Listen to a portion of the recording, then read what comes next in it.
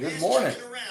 So great. Wishbone Fried Chicken, 31 Jackson Street, Suite A, here in Newton. I'll look a little.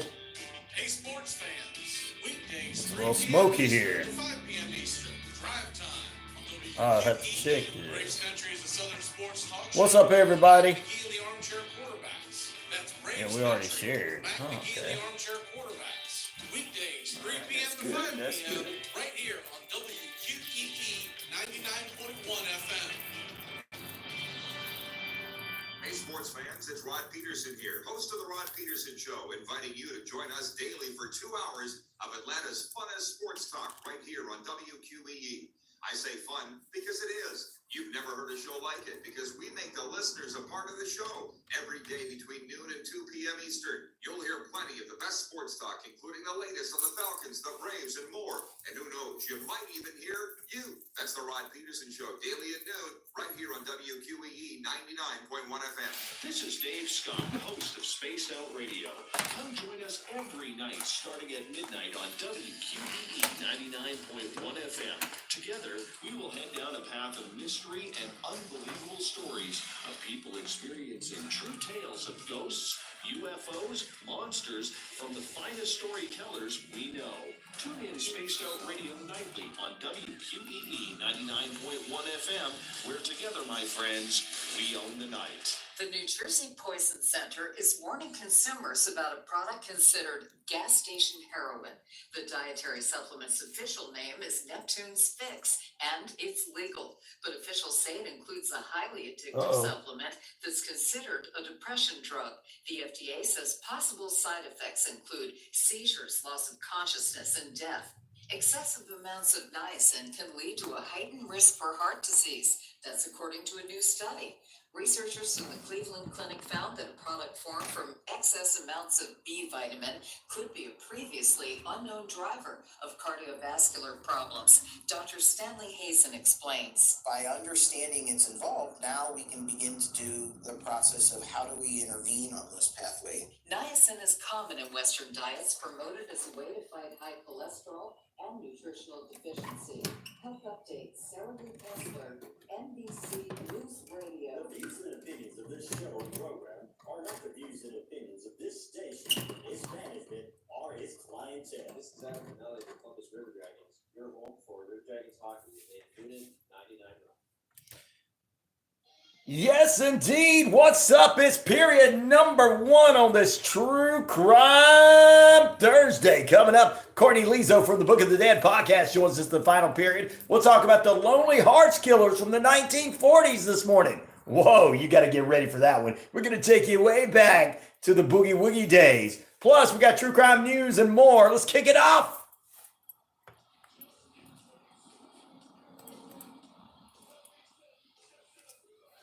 You want to know who I am? I'm RyanORadio, Penitentiary host of the most, the one, the only Ryan Neal, and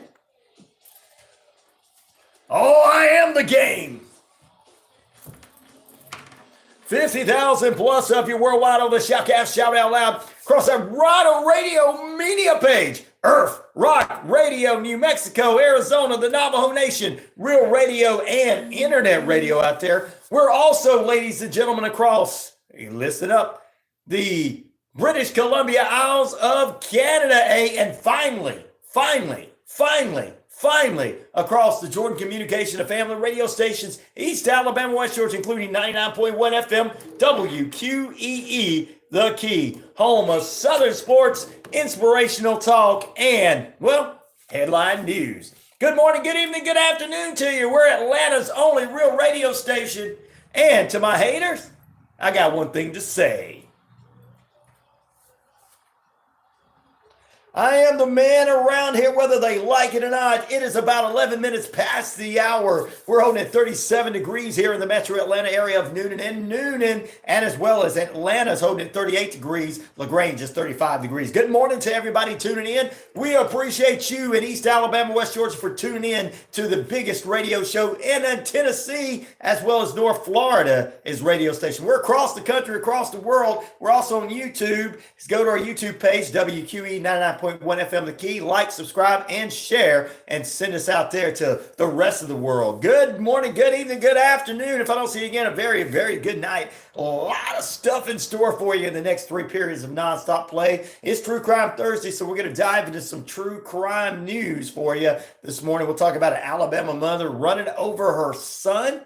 I guess it was kind of an accident because she was trying to punish him. We'll see how that turned out. We'll have some other true crime news, as well as we'll dive into the episode. Our special guest, of course, from the Book of the Dead podcast, co-hosting with her mother, Courtney Liso, will join us this morning. She and I are going to talk about, well, the Lonely Hearts Club Killers. That's right. Well, since it's Valentine's month, we'll have a little Valentine love for you. Oh, yeah. We'll talk with her that this morning. And this is going to be set back in the Boogie Woogie 40 days, doing the Glenn Miller dance or whatever, going to Glenn Miller's concerts. We'll talk about this coming up this morning on the show. Plus, we'll get you ready for MLB spring training beginning for our baseball nuts out there. You guys know it is spring training time. I'm ready for the Braves to get in action. I know the Dodgers and the Patriots. Dodgers and the Padres will be starting today, so we'll get you updates on that. And you can go to Braves Country Radio to listen to games all season long, especially beginning with preseason games. Also, ladies and gentlemen, want to jump right into it. We got a lot more in store for you this morning. We'll do a little get ready for some more football action around the corner with UFL, and we'll get you a review of AEW Dynamite. Quick up to date to that this morning. Not very much to update there. And tomorrow morning is the Friday edition, so we'll preview WWE Elimination Chamber going into the weekend. We'll get all that. We'll get your daily devotion. We'll have your Black History moments of the morning throughout the morning as well. And it is at the RyanORadio Penitentiary. You are in lockdown. Share with your friends. If you're on YouTube, like, share, and subscribe. We got a lot of big news headlines for you. We're going to kick it off with the little road report this morning. Killersworth Realty Road Report. The perfect home is right here in the Metro Atlanta area with Killersworth Realty. The reason we're going to do this, we've got some road report action coming up in Noonan that we want to kick it off with here, since we are featured there as well, ladies and gentlemen. We'll get into all the news you need to get and after this, but first, here's our road report. All right, Noonan, crash at Bullsboro Drive, 34 and Interstate Way, lane blocked at east of I-85. That's up to about 20 minutes or 22 minutes past the hour this morning. Hall County, a bad crash there at the intersection of Friendship Road at Ridge Road. That's up to about 7:50 a.m. Eastern Standard Time. In Marietta, there's a crash near Canton Road, exit 267. Be careful out there in the left lanes up to 7:52 a.m. Also, ladies and gentlemen, northwest Atlanta, there's a crash in the Meriwether Boulevard. One lane is blocked. That's going to be cleared up here about 17 minutes past the hour, all Eastern Standard Time. Cobb County, you guys are going to be shut down for, it started about 45 minutes ago. You're going to be shut down up to near Station Club Drive, north of Floyd Road, blocking that lane till about 15 minutes past the hour this morning, which it should be clearing up about now. You guys stay on the YouTube page. We got a lot in store for you. Thank you for joining us and becoming friends and everything here this morning. We got a lot of fantastic people joining the radio station page. We appreciate it. That's your traffic right there. Traffic is brought to you by no other issues. It looks like Popular Road is all right. Jackson Street's picking up a little bit. But once again, there's an accident on Bullsboro this morning. If you're going to be heading there, crash near Bullsboro Drive, 34 Interstate Way, lane blocked to east of I-85 there, 7:20 a.m. If you're going in that direction, just to let you guys know, try to find an alternate route. Jackson Street's picking up a little bit, heading towards LaGrange Street, where the high school is picking up. Go Noonan Cougars, and the kids are getting out there. They're into the basketball playoffs. We'll talk more about that too. Also heading on down the interstate. What's up? Good morning there, our friend. I will say hello. I do remember you. Yes. Good morning to you. Thank you for joining us. Heading down Interstate 85 southbound, nothing in Hogansville or Granville. LaGrange looking good this morning. West Point exit, just to let you guys know, it's construction going on to the end of the year. Hopefully they get that done before then. And exit 79 in Alabama is shut down for some construction for a couple of months. We'll keep you abreast of whatever else is going on. That's traffic brought to you by Killingsworth Realty. And I'm going to say hello to all the fantastic folks coming on to YouTube. Remember, like, subscribe, and share after this break. It's only a short 30 seconds. L12 FC, yes. I remember you. I remember you. Ooh, that little echo in the background going on there.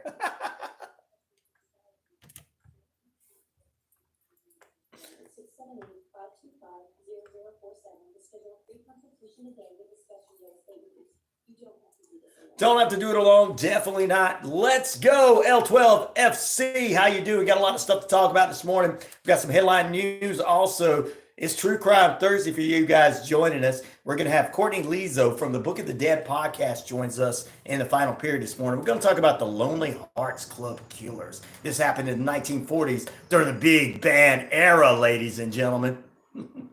Thank you. I appreciate that. We'll get more. It just keeps going. I appreciate that, L12 FC. I do appreciate that. We'll get more. It'll grow. People like you will get us there. Thank you. Got 50,000 plus already listening on the shoutcast. So some people don't have internet, and some old folks, it's easier for them just to stream. Let's just say that. Some of the old folks. All right, let's jump into it. We'll talk about the Lonely Hearts Club Killers a little later on this morning. That's going to be a good episode to talk about. It's kind of for the Valentine lovers out there, We are not finished with Valentine's Day at all. Also, Israel war coming up in just a few moments. We'll get into that and a few other things. Let's kick our morning off with our daily devotion at 18 minutes past the hour after we had your traffic there. Once again, traffic on Bullsboro heading towards the interstate is shut down because of a crash, so be careful there. All right, let's jump into it. February 22nd, 2024. From 2 Corinthians 5:7, Psalms 56:3-4, and Matthew 6:20, Isaiah 26:3. All sponsored by our friends at Noonan City Church, 17 First Avenue, here in the Metro Atlanta area. Noonan, Pastor Cedric, Pastor Randy, Pastor Darren, and Head Pastor Jimmy Ellison invite you out every Sunday to 17 First Avenue for 8 a.m. services inside, 9 and 10:30 outside under the tent, and for the hip cool kids in the evening, 6:30 p.m. Noonan City Church, transforming lives for Jesus' sake. 19 minutes past the hour of 7 a.m. Eastern Standard Time in the network here. All right, let's see. Dearest Jesus, hope that answered your question, my friend. Thank you for leading me step by step through life. I ask you to guide me through this day as you hold my hand like a childlike dependence that I have. And my future looks uncertain and feels kind of flimsy. But I know that by walking by faith, not by sight, I need to do this. Believing in you with an open heart and an open mind is the way to do so. Every time I affirm my trust in you, as if I put a coin into your faith treasure, in this way I prepare for the days ahead of trouble. I'm thankful that you keep safely, and I'm like, because you know what? It happens to all of us. I stream every day. Yes, indeed. I need to practice trusting you during the quiet days.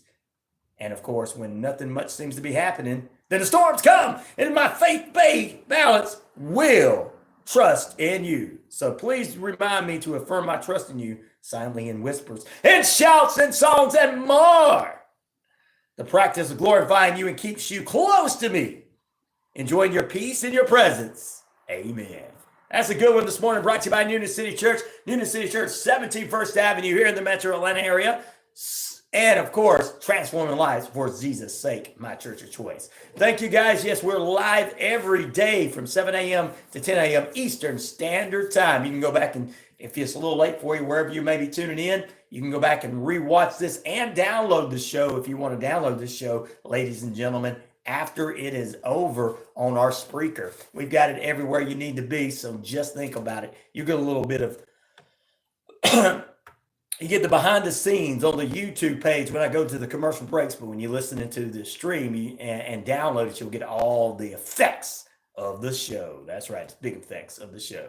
Thank you, guys. We'll appreciate you tuning in here this morning. 21 minutes past the hour. Hopefully they're clearing up that traffic issue there on Bullsboro. We'll find out here shortly. Let's take a look at some of the headline news. It is True Crime Thursday, by the way. We will be doing some true crime news, including an Alabama mother who ran over her son because she was punishing him, walking him home from school because he did something at school. We'll talk about some other horrific and dumb crooks this morning as we head into the Lonely Hearts Club Killers in the final period with Courtney Liso from the Book of the Dead podcast. Headline news this morning include former New York Mayor Rudy Giuliani appeals to $148 million Georgia defraud victory here.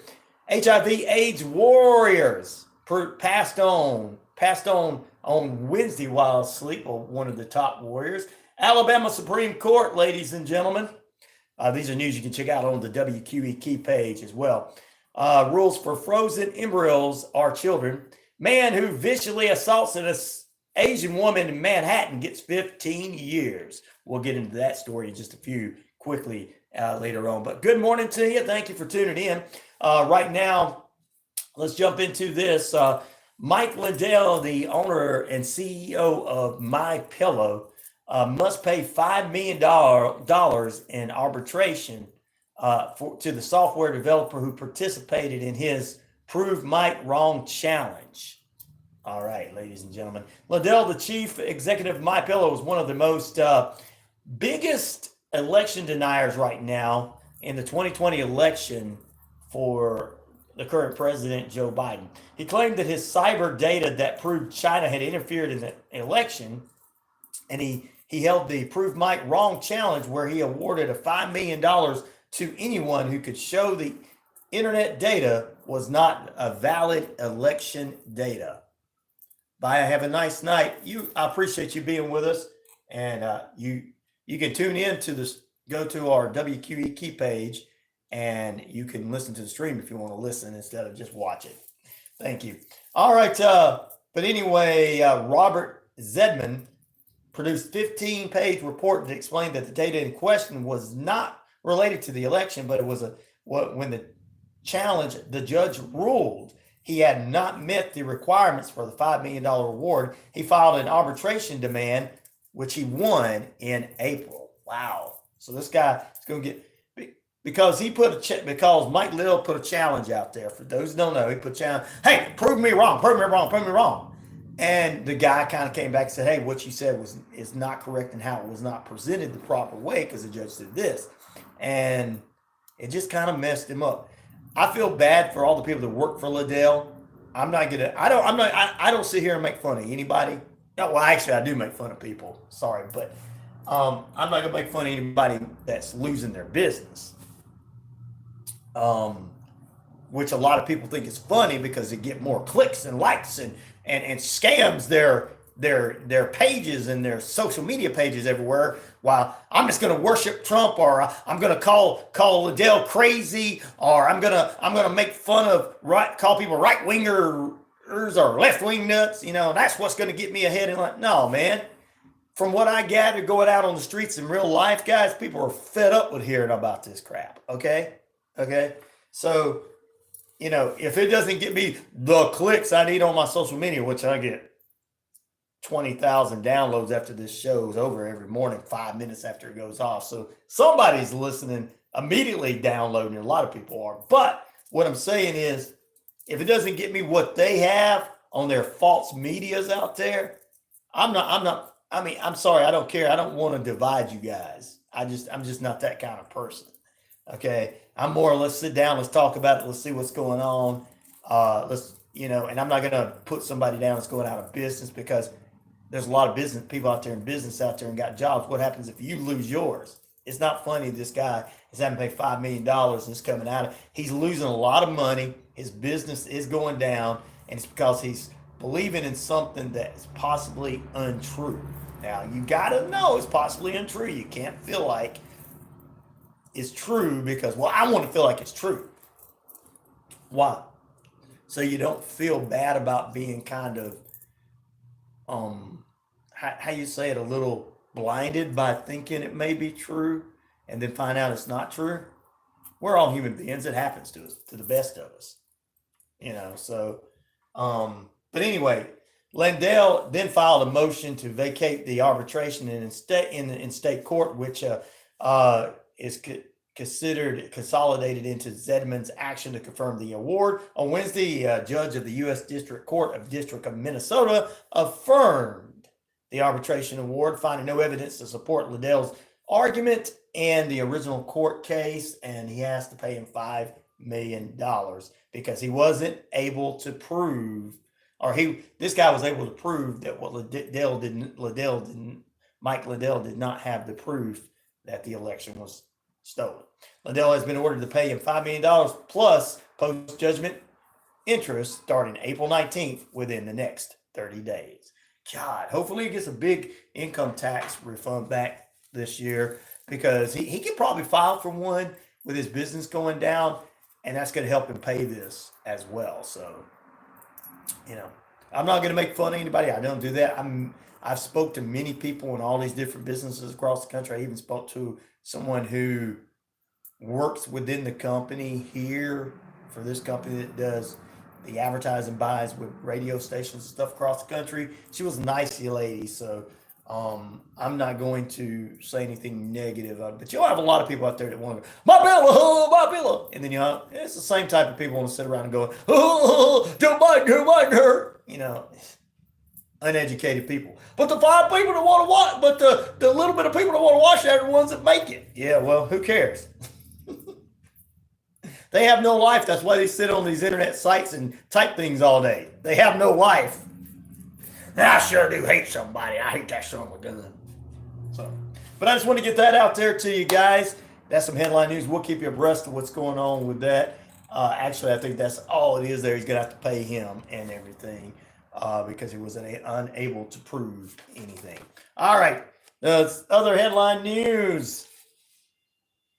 Ooh, I love that. Love that headline news music in the background there. How about you guys that are tuning in? And one more news story before we head out there. We were telling you about this just happened. A 43-year-old man has been sentenced to 15 years in state prison for a vicious assault on a 65-year-old Filipino woman in Midtown Manhattan back in 2021. Brandon Elliott assaulted a 65-year-old woman because of her Filipino background, said the Manhattan District Attorney, Alvin Bragg. The attack has left lasting fear and people being anxious for the victim and anxiety as well, and many others in the AAPI community. I hope that the closure of this case will allow the victims to continue healing and moving forward, while also sending a strong message to those out there: you will be held accountable for your hateful attitude. And that other New Yorkers are not into this racist crap. There's just so many racist, ignorant people, and they try to put it off on the South, right? And I'm going to defend. I know that we have some people in the South that are bad because it's just the way it is, and we know those Klans members still trying to be out there. But, when you go out and you see, you can't judge every one of these good old boys for being that way, because most of them are loving, caring, good old boys who, be honest with you, they'll tell you straight up, they're mad about somebody not working, but I laugh at them when I see them taking care of people. I go, hey, I thought you didn't like people. Man, shut up. Don't tell them I like people. I'm a good person. But just to put that out there, you're not really going to see too much of that in Georgia. And when you do, everybody's like, hey, put that punk in jail. Arrest him. Like the guy that shot up the massage therapy places that were ran by Asian people, and there was more than just Asian women that were shot, but a few other people. Everybody in the Georgia is like, hey, put that punk in jail, throw him away. Nobody's like, I'm going to take up for him, because people don't do that. I know that most people that did take up for him, I'll be honest with you, was from across the country. I always go back, I look at all this stuff and go, I don't see anybody from Georgia acting like this. And we're supposed to be the dumb ones, guys, right? We're supposed to be the dumb ones, right? We're supposed to be the hateful ones, right? All right. Anyway, back to this thing, which we all would say here. This is the way this Elliott guy pleaded guilty in the New York State Supreme Court, December of 2023, to one count of an assault in the first degree, a hate crime, and a Class B felony, also a Class D felony. On March 29, 2022, he approached the woman in the sidewalk of 8th and 9th Avenues there. He said, F you don't belong here, according to documents, and he pleaded guilty to doing that. He knocked the woman on the ground. He hit her in the midsection, ladies and gentlemen, knocked her on the ground repeatedly, kicking and stomping her in the head and body parts. The woman was taken to the hospital, diagnosed with fractured different parts of her body. He was arrested 2 days later and sent to the New York Police Department's Crime Stoppers Unit. Took care of it. Wow. Ladies and gentlemen, keep going on the YouTube page and staying with us. We'll keep you abreast of what's going on. I'm glad this guy's being sentenced to 15 years. He's getting 15 years to life in prison. Also, he's already on parole and has been sentenced 15 years to life in prison for fatally stabbing his mother back in 2022. Wow. He also stabbed her about 3 times in front of his 5-year-old sister when he was 19. Jesus Christ, this guy is. He seems like the kind of guy that all you ladies want, right? He just a stabbing away. Hard working fellow, right? Oh, yeah. Just send him on down to the South. I know a few good old boys that like to talk to him. You mean you cut your mother? No. I'm not saying they would do anything. I would not say that. Okay. All right, we're going to take a break. It's about 33 minutes past the hour. We're currently at about 37 degrees. Your time and temperature brought to you by Active Pest Control, 34 Jefferson Street, here in the metro Atlanta area of Noonan. We are telling you thank you for tuning in here this morning. Like, subscribe, and share on the YouTube page. We're going to take a break. Coming up momentarily, we'll get a look at your forecast brought to you by Active Pest Control, 34 Jefferson Street, here in the metro Atlanta area of Noonan. But I want to tell you, Sarge's Baptist Church, right here in the metro Atlanta area in Noonan. That's right. Saturday, April 6th, they got a rain or shine. Rain date, actually, they say rain date's going to be May 4th. 9 a.m. to 2 p.m. at the Sarge Baptist Church in Sarge, Georgia. Best of show trophies, cars, truck, rods, and more. It's the 16th annual car, truck, and rat rod show. Sign up for it. Sign up for it. It is available, ladies and gentlemen. Yeah, you can go buy Buck's Tires here in Noonan. They're located at 160 Temple Avenue, and you can pick up one of these registration forms. And of course, it's going to be at the Baptist Church, because you know what that means. The Baptists know how to grill out, baby. Oh, and I'm just looking at it right now. First 15 to register will receive a $10 gift certificate.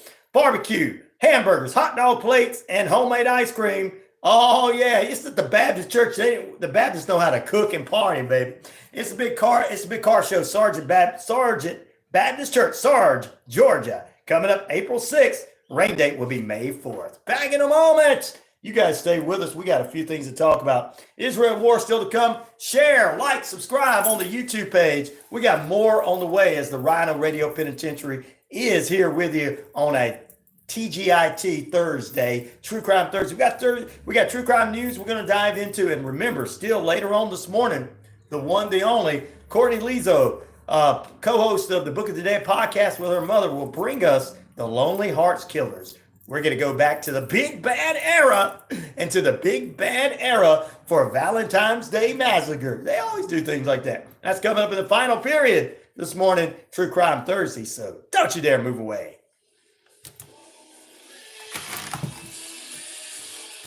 Oh, yeah. By the way, we're going to put you in the penalty box. So we're going to go get those that just escaped. Old Red's coming to get you if you escaped off the YouTube. We're coming to get you. We're going to put you in the penalty box for safekeeping. Keep you guys away from one another. Stop. Time for your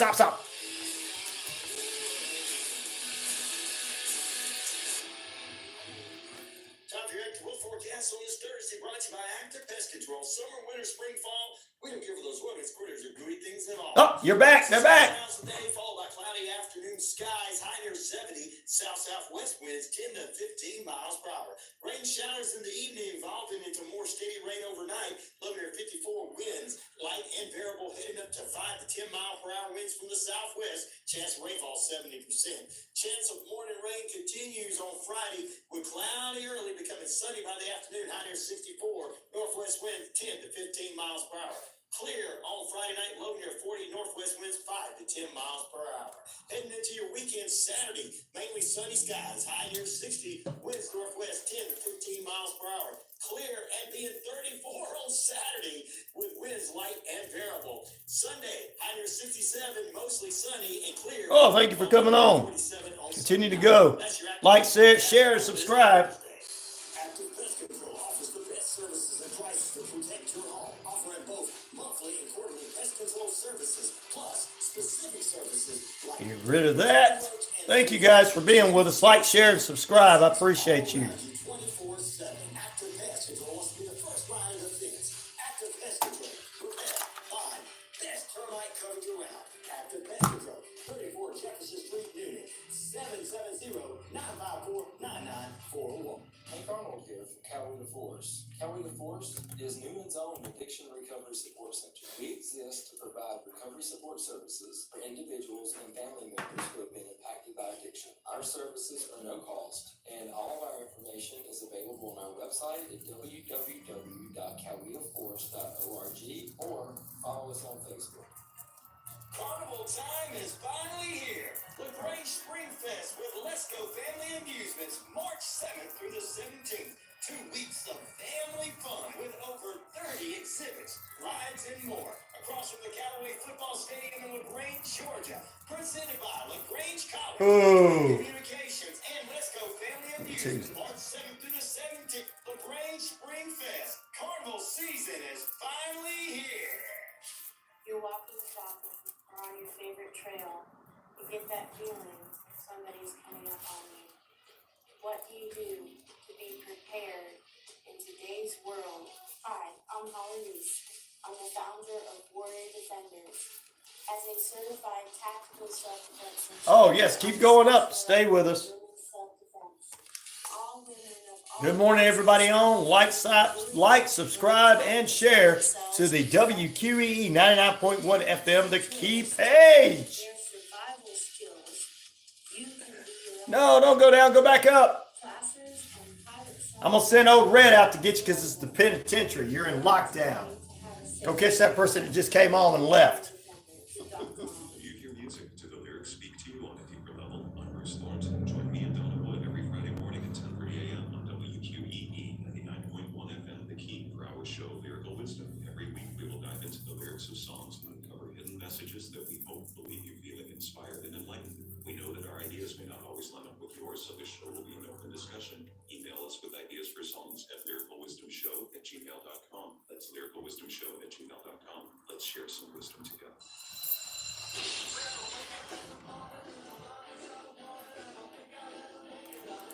Whoa, yeah.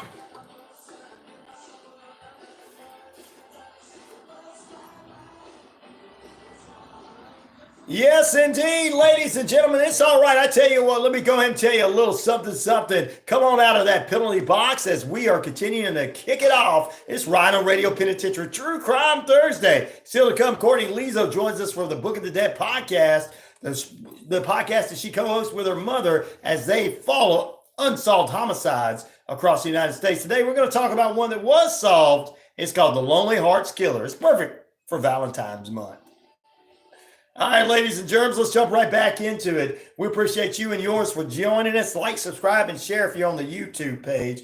We're going to get into a little bit of 20 minutes to the top of the hour. It's time for Israel at War. 20 minutes to the top of the hour. We are holding at 37 degrees. Your time and temperature brought to you by Active Pest Control, 34 Jefferson Street in Noonan. Here's some of the things that's going on. Israel says it will attack a small little southern city in the southern side of Gaza. If hostages are not returned, they will continue their eclipse own this area. And British Prince William called for action on Tuesday for the hostilities to be at a halt there in Israel as early as can be with a compromise. He's calling for a ceasefire. He urges the end to the fighting in Gaza. And of course, he wants this as soon as possible. End the fighting is what Prince William is asking for. The royal family is traditionally, they stay out of politics, basically. They're not left, they're not right, they're not this, they're not that. They don't get into that and everything. Luke, what you doing, brother? How you doing?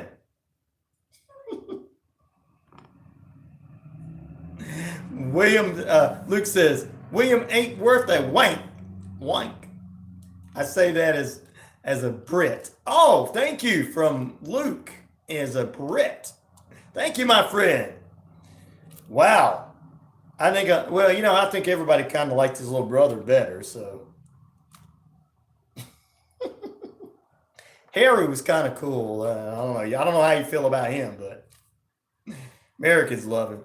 I don't know why we do, but the rest of them. But anyway, according to them, they kind of stay out of politics.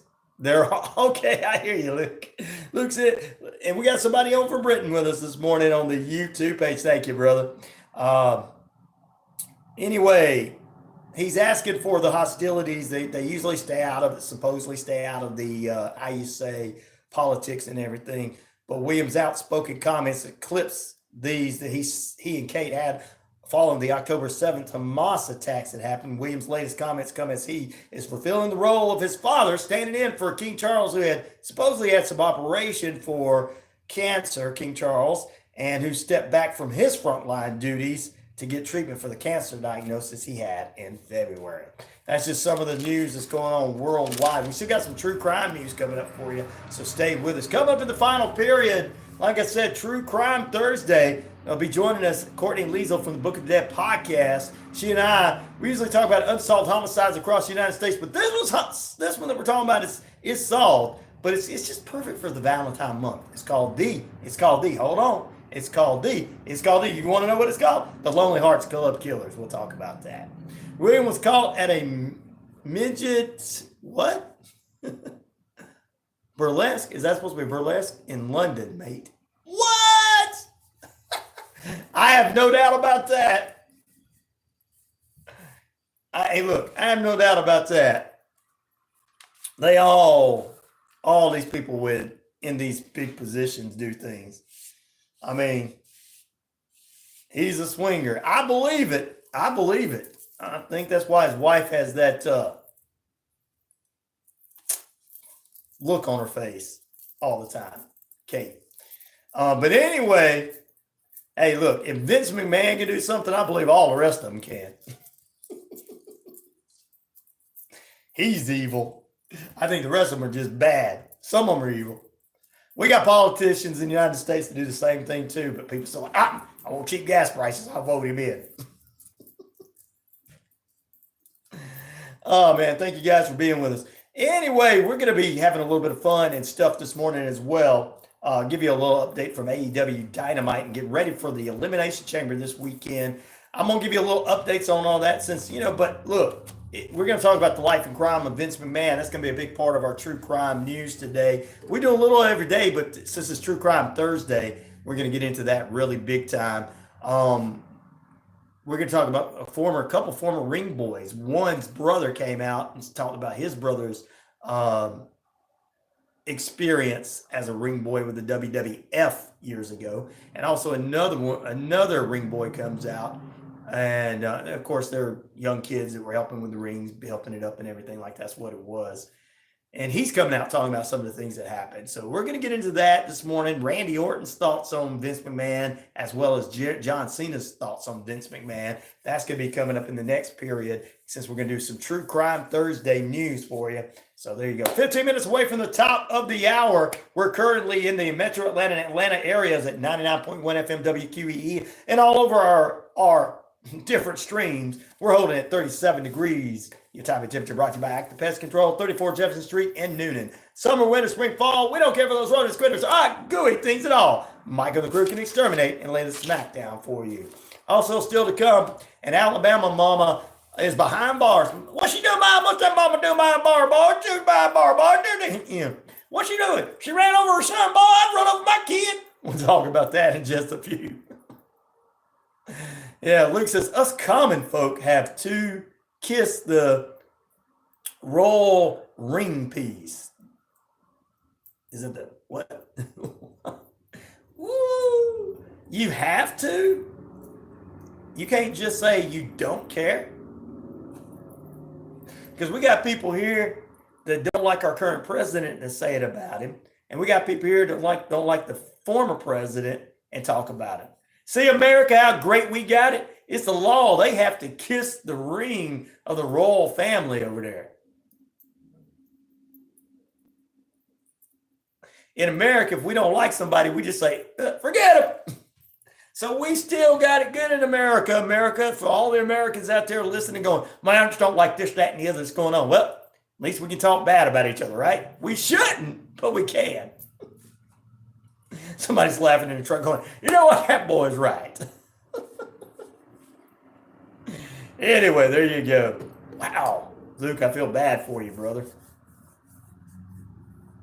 Sometimes I go on tours at the Buckingham Palace and poo in the sock and leave it behind in the radiator. Oh, man, that's funny. All right, before we get ready to take a break here, this next break here in just a few moments, I treat them equal and talk about them both. That's right, Angela Floranis, my lovely bride. You're right. That's my lovely bride on there. Solar eclipse across is a phenomenon that's beheld every once in a while, and we've got the next one coming up April 9th. And to celebrate that day, Delta Airlines is going to be flying people from Austin to Detroit, ladies and gentlemen.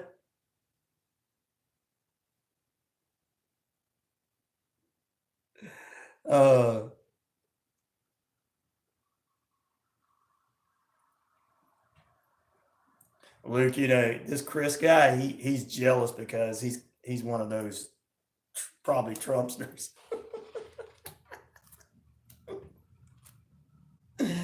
This is the most interesting show out there because if you listen to Joe Rogan, according to my Australian listeners, they're like, he's boring. He's a liar.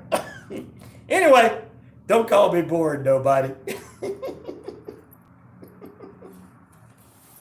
I'm going to cry. I'm going to go to my mama's bedroom and cry because he called me that. Delta Airlines is going to fly you from Australia to Detroit in the middle of all of that, baby.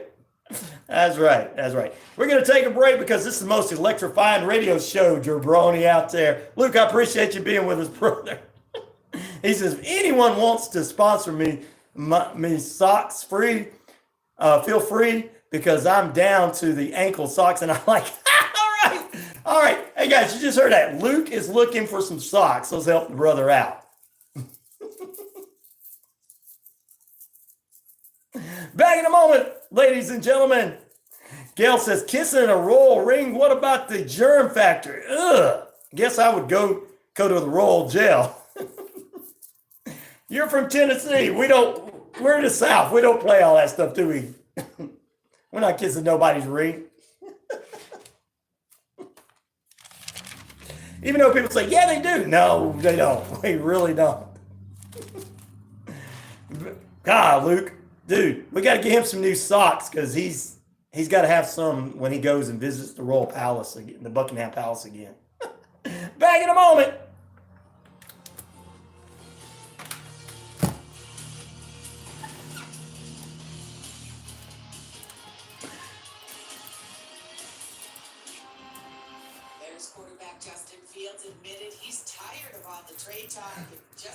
That's what we're going to do for you, Luke. It definitely is. Let's get rid of this jabroni. He don't belong on here. USC quarterback Caleb Williams will enter April's draft without an agent.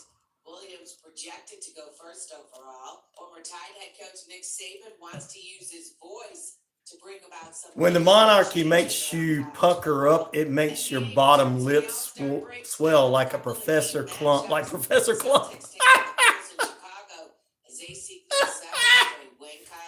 Expected to debut his hometown team. Knicks forward Julius Randle. Oh, I shouldn't be laughing at it. It's funny because you're funny, But it's not funny because you have to do that, bro. Dang. See, in America, we don't have to do all that. See how great we really do have it, Americans? You want to fuss and fight and and fight over a fake civil war that we're never going to have and argue about politics. And they're being made to do this stuff. Must be the Soho Rip Boys. Right next door to their former location, bringing you the best chicken around. So great. Wishbone Fried Chicken, 31 Jackson Street, Suite A, here in Newton. Shopping for insurance doesn't have to be stressful. I'm Christy, owner of Ellsworth Insurance, located here in Newton, Georgia. Yeah, there's a lot of those that come on there too. A lot of times, I see Soho Rent Boys. There you go. You got that right, Luke. I know what you're saying. We have a few of them here too, but most of the time they have to learn their lesson. God, I can't believe that. Gail says she's gonna go to the Royal Jail. She'll be like, "You're not taking me to jail." She's from Tennessee, so you know you'd have to fight them to take them to jail. The only royal crown I would kiss, probably you guys as well, it'd be Jesus' crown. Yep, there you go, Gail. That's right, sister. Carnival time is finally here. But also, you're from Tennessee, they'd be like, "You're going to have to kiss the royal crown." I'm like, "What you talking about?" What you talking about, Willis? Did they just say we had to kiss this crown? I don't think so. We got to help Luke out, help some of the people out there and show them how to do it so you don't have to kiss up to them. I just thought everybody was infatuated with the royal family over there and loved them. Now Luke's telling us that they're made to respect them. Presenting, connecting the kingdom. Connecting kingdom citizens, kingdom businesses, and advancing the kingdom of God in this hour. I guess my mate's nan once, but his mom got jealous and he left. Look, hey, jealousy is a terrible thing, Luke. Come join us every night starting at midnight on WQEE 99.1 FM. Oh, other people want to come on. I want it to be evil and satanic and evil and full in the evilness of the world. We don't do all that evil stuff here. Nobody listens to that. Good morning, Pete. Sorry about that. Good morning, Pete Davis here in the Noonan area. He says, "Good morning to me and the Navajo Nation." Sweet Leaf says, "What's up?" Ryan, you got somebody on the... Yeah, don't worry about it, Bob. Don't worry about it, Bob. We got it taken care of. I don't want my Navajo Nation to have to come after you guys. I'm telling you. Say what you want to say, but you don't want them coming at you. They support me big time. It's all good, brothers. It's all good, brothers and sisters. All right, coming up here, we're good to go to the top of the hour. It's True Crime Thursday. Courtney Liso joins us in the final period. She and I are going to talk about the Lonely Hearts Killers from the 1940s. We'll go back to the big band era, to back when death was death. Does anyone want to come over to the UK for jelly and ice cream and prepare some socks for the Buckingham Palace? Sure, bro, we'll come over. I'm all down with that. We'll help you out all day long. They shouldn't force you to do those things, and we're all for you, brother. Oh, man. All right, let's take a look at this. Coming up this weekend, Australia, my big Australian listeners is out there all over. You guys have been sending me messages and everything. Coming up this weekend, Elimination Chamber, we'll dive deeper into that tomorrow morning. But first, let's go ahead and do what's going on with last night's. Pete says, "Sounds fun." See, everybody's ready to go. Luke, everybody's ready to go, bro. We're ready to come help you. All right, let's take a look at this. Last night's coverage beginning at 8 p.m. on TNT. with a little AEW Dynamite. John Moxley and Claudio took on FTR, and let's see, FTR, did they win? No, time expired, so neither team won. You're not going to let any of the big stars beat each other, which is good. Finally. Orange Cassidy really had to wrestle last night. He got a match with Mike Benton from Ring of Honor Tag Team Champion, and he beat him. Really? Orange Cassidy. Hey, Orange Cassidy marks out there. You go cry because I'm making fun of you. Can't talk about Orange Cassidy. He's bored like me. Sticks his hands in his pants and he goes, kick. What do you call a cow with no legs, says Luke. We'll get that answer in just a few moments. Backstage, Ric Flair said, I'm disappointed because when I signed up for this, I thought he would be a bigger part. He said he thought he'd be a bigger part of the picture. He said, I'm not upset with Sting. I'm upset that I'm not more involved. I feel like I should be right in the middle of this, and I haven't been a part of this for the last 3 or 4 weeks, so I'm going to explore some options. Flair knocked on the Young Bucks' door. The Bucks answered the door. Flair asked them if they had time, and the Bucks said yes, and Flair went into their office. Whoa. Tony Schiavone is in the ring with ground beef. That's a good one. I like that one. Oh, no. Let me get back to the wrestling. Luke says, hey, what do you call a cow with no legs? Ground beef. That is awesome, bro. Good morning to Sweet Leaf and gang. Show those rolls how it's done in a powwow. There you go. In the ring, Tony Schiavone. Let's get back to this. I got to get this finished because we're not going to have much time for it.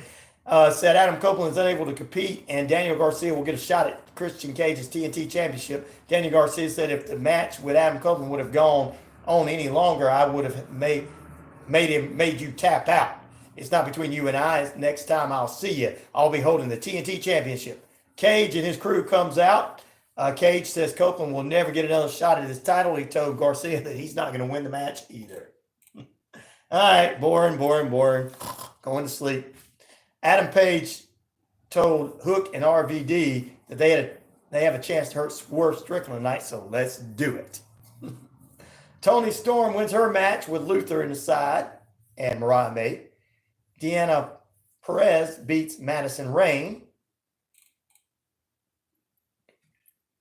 Sting, in a pre-taped interview, said last week his father passed away. He wasn't able to be there, but I'm bringing it to Revolution and the Bucks in a fight for his life. Wardlow wrestles in the ring. Wardlow said 2 years ago he thought a lot of people were chanting his name. He said, I was the next big thing, but the rocket that got put on my back was turned upside down, and I've been driven into the ground. So now he's going after the best in the world. He said, the best in the world, the real world champion, I beat him like no other person beat him in his career. And he's talking about CM Punk. His body is still falling apart from me. He said, for the person I said, I'm better than you, and you know it. For the person who said, I'm better than you know it, I squashed him like an insect as well. He's bringing up all these people, and he says he's going after Samoa Joe next. There you go. And the trios match has Swerve Strickland, Brian Cage, and Samoa Joe defeat Page and the other guys as well. So there you go. They beat RVD, Hook, and Hangman Adam Page. So there you go. And I think Hangman Adam Page got injured. So that's about all I got to say about wrestling today. Ooh, I don't know. I heard this morning Atlanta is in talks about a new hockey team. Yes, Pete. Thanks to our radio show weekdays from 12 to 2 p.m. on the network called The Rod Peterson Show. We're the only station bringing you hockey news worldwide. We brought you the River Dragons hockey, and in Atlanta, I should say. Yes, they've been talking about it. So there you go. Chris, are you uneducated? Your mom and dad cousins, buddy. Yeah, they are. How'd you know? Anyway, yeah, Pete, they're talking about it, and Rod Peterson does the show weekdays, knows some people in the NHL. All right, back in a moment.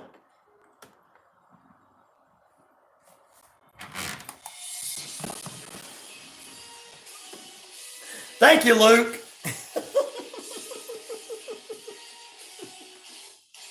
Told you guys you don't want to mess with my listeners. I'm trying to explain that to everybody who comes on here.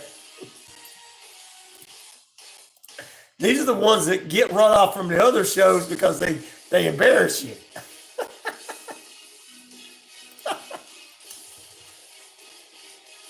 You live in a basement. I'm sorry that you live in a basement, buddy. I'm not going to make fun of that if you really do. But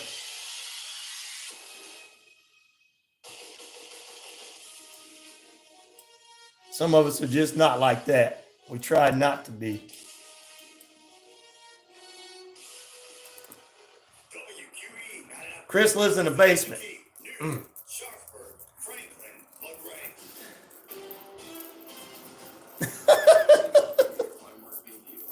Oh, Luke is gonna get you. Oh, Lord. You're in trouble now.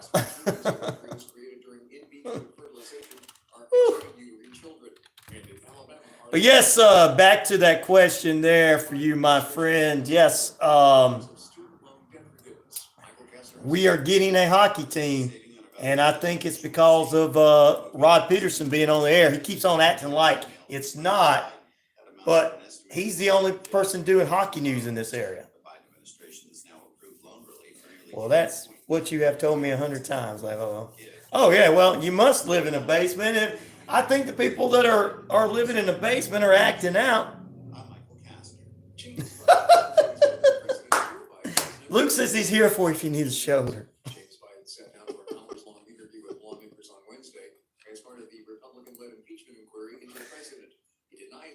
Luke's the man. You're going to mess with him. What's up, BK on the air? What's up, brother?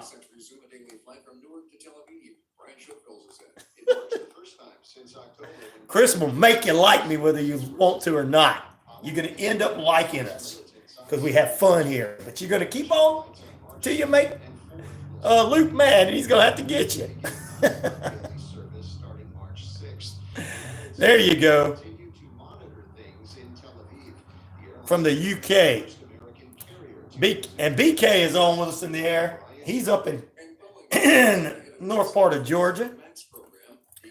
Been through there one time about 3 months ago. Actually, a couple of months ago.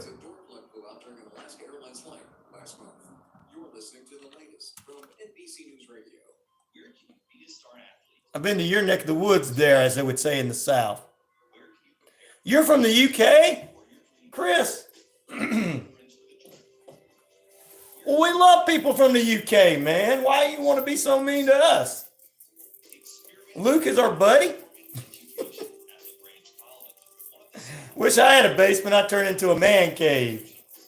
Yeah, but I don't want you getting on the internet there. You're from Australia. If you're from, I'm from the UK 2.0 in Australia. We love Australia, Chris. What's wrong with you, man? People in Australia are wonderful. Dang. Why you want to be so mean? Why does he want to be so mean?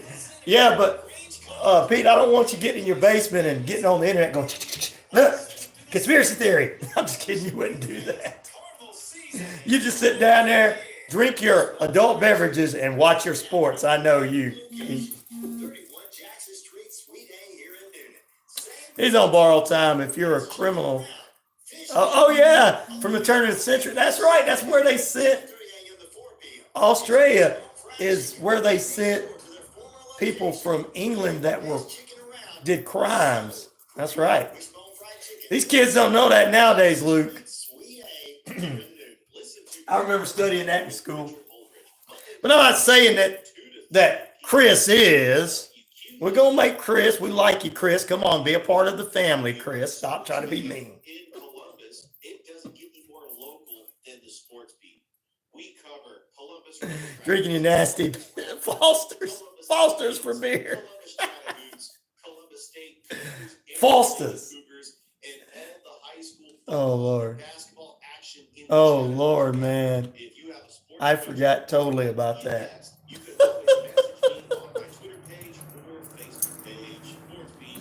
So you think prisoners had babies. I know.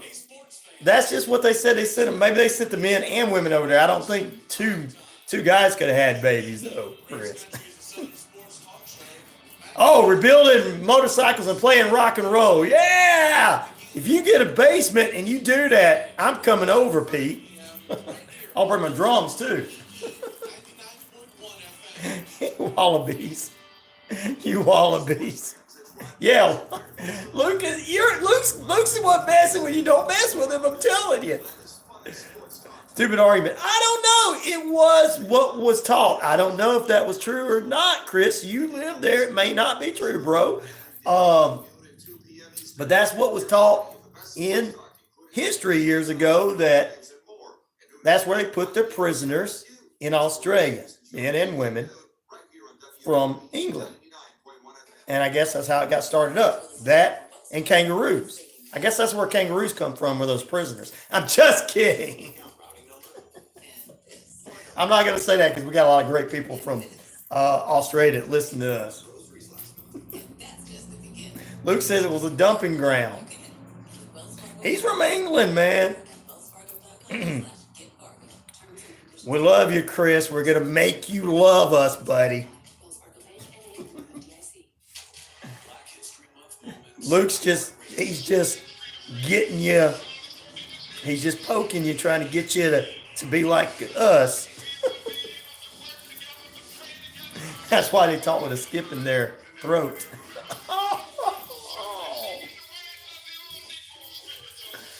Oh my goodness.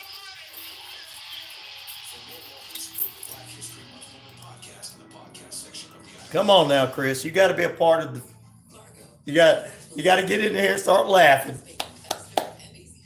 Luke is funny. He is. That's made my day so far.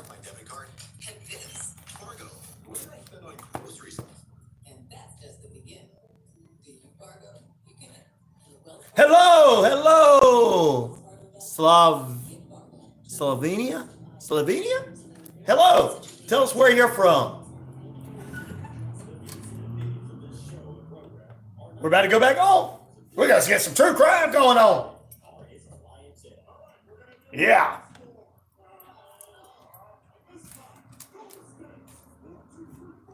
Welcome to the wild side. That's right. It is. It is, isn't it?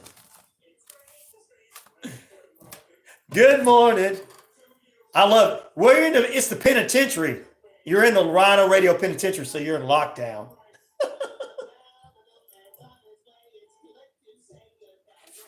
So just feel right at home there, everyone. Especially you, Chris. I'm begging, Chris. I'm trying to get you to like us, bro. All right, ladies and gentlemen, boys and girls. What you doing, Roy? What you doing, boy? What's up, man? What you doing? Welcome to the RyanORadio Penitentiary. You're in lockdown. It's period number 2, and it's True Crime Thursday. Coming up in the final period, it's going to be Courtney Liso from the Book of the Dead podcast, and we're going to talk about the Lonely Hearts Killers. But first,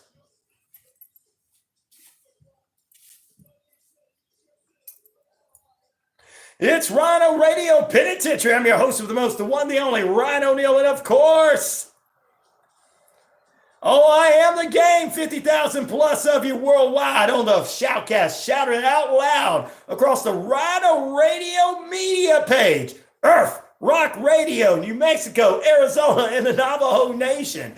We're across the British Columbia Isles of Canada.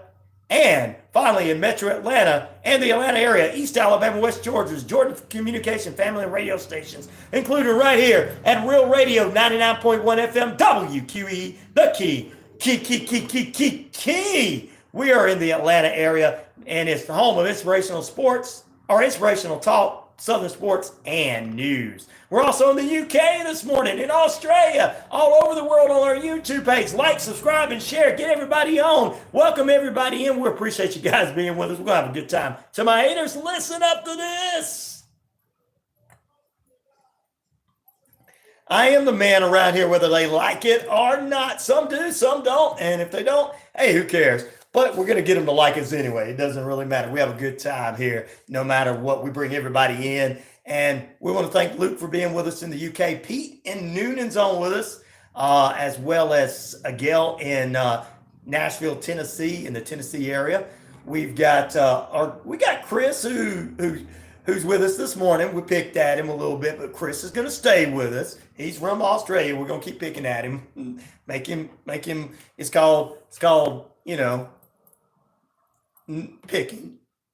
Get him back here. Also, we got a couple of new people on as well. Rory, how you doing? Where are you from, brother or sister?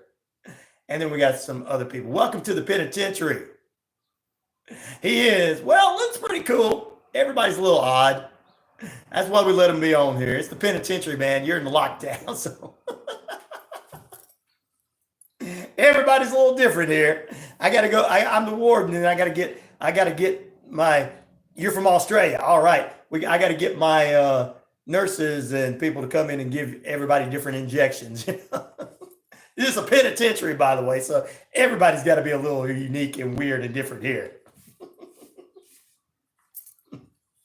He said, I am unique, Rory.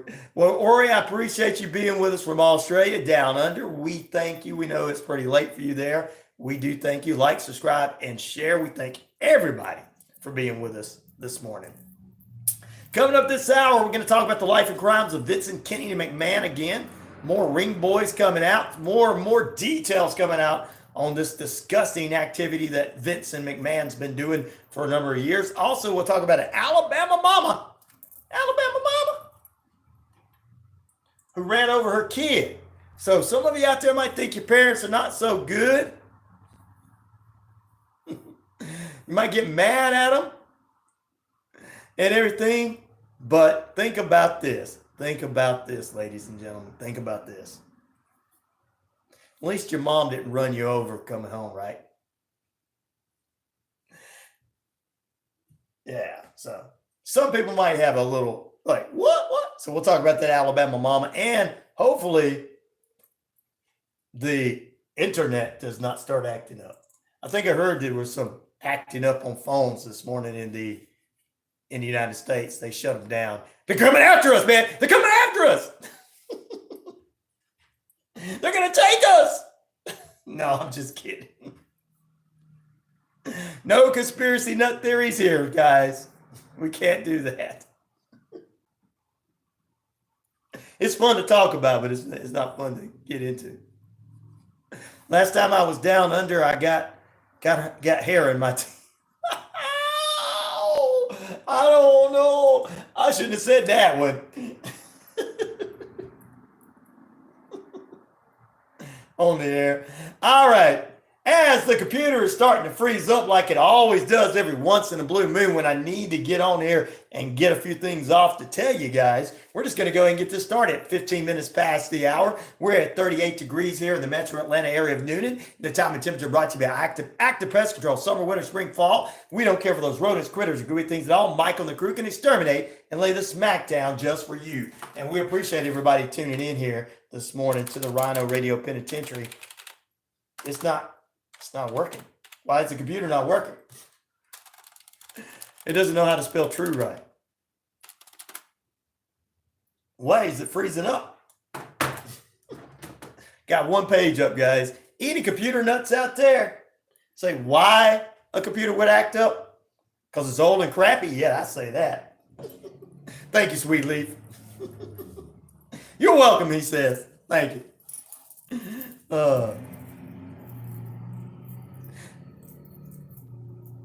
Sounds good, Luke. I'm going to get some socks ready. Pleasure to join you guys. I've subscribed and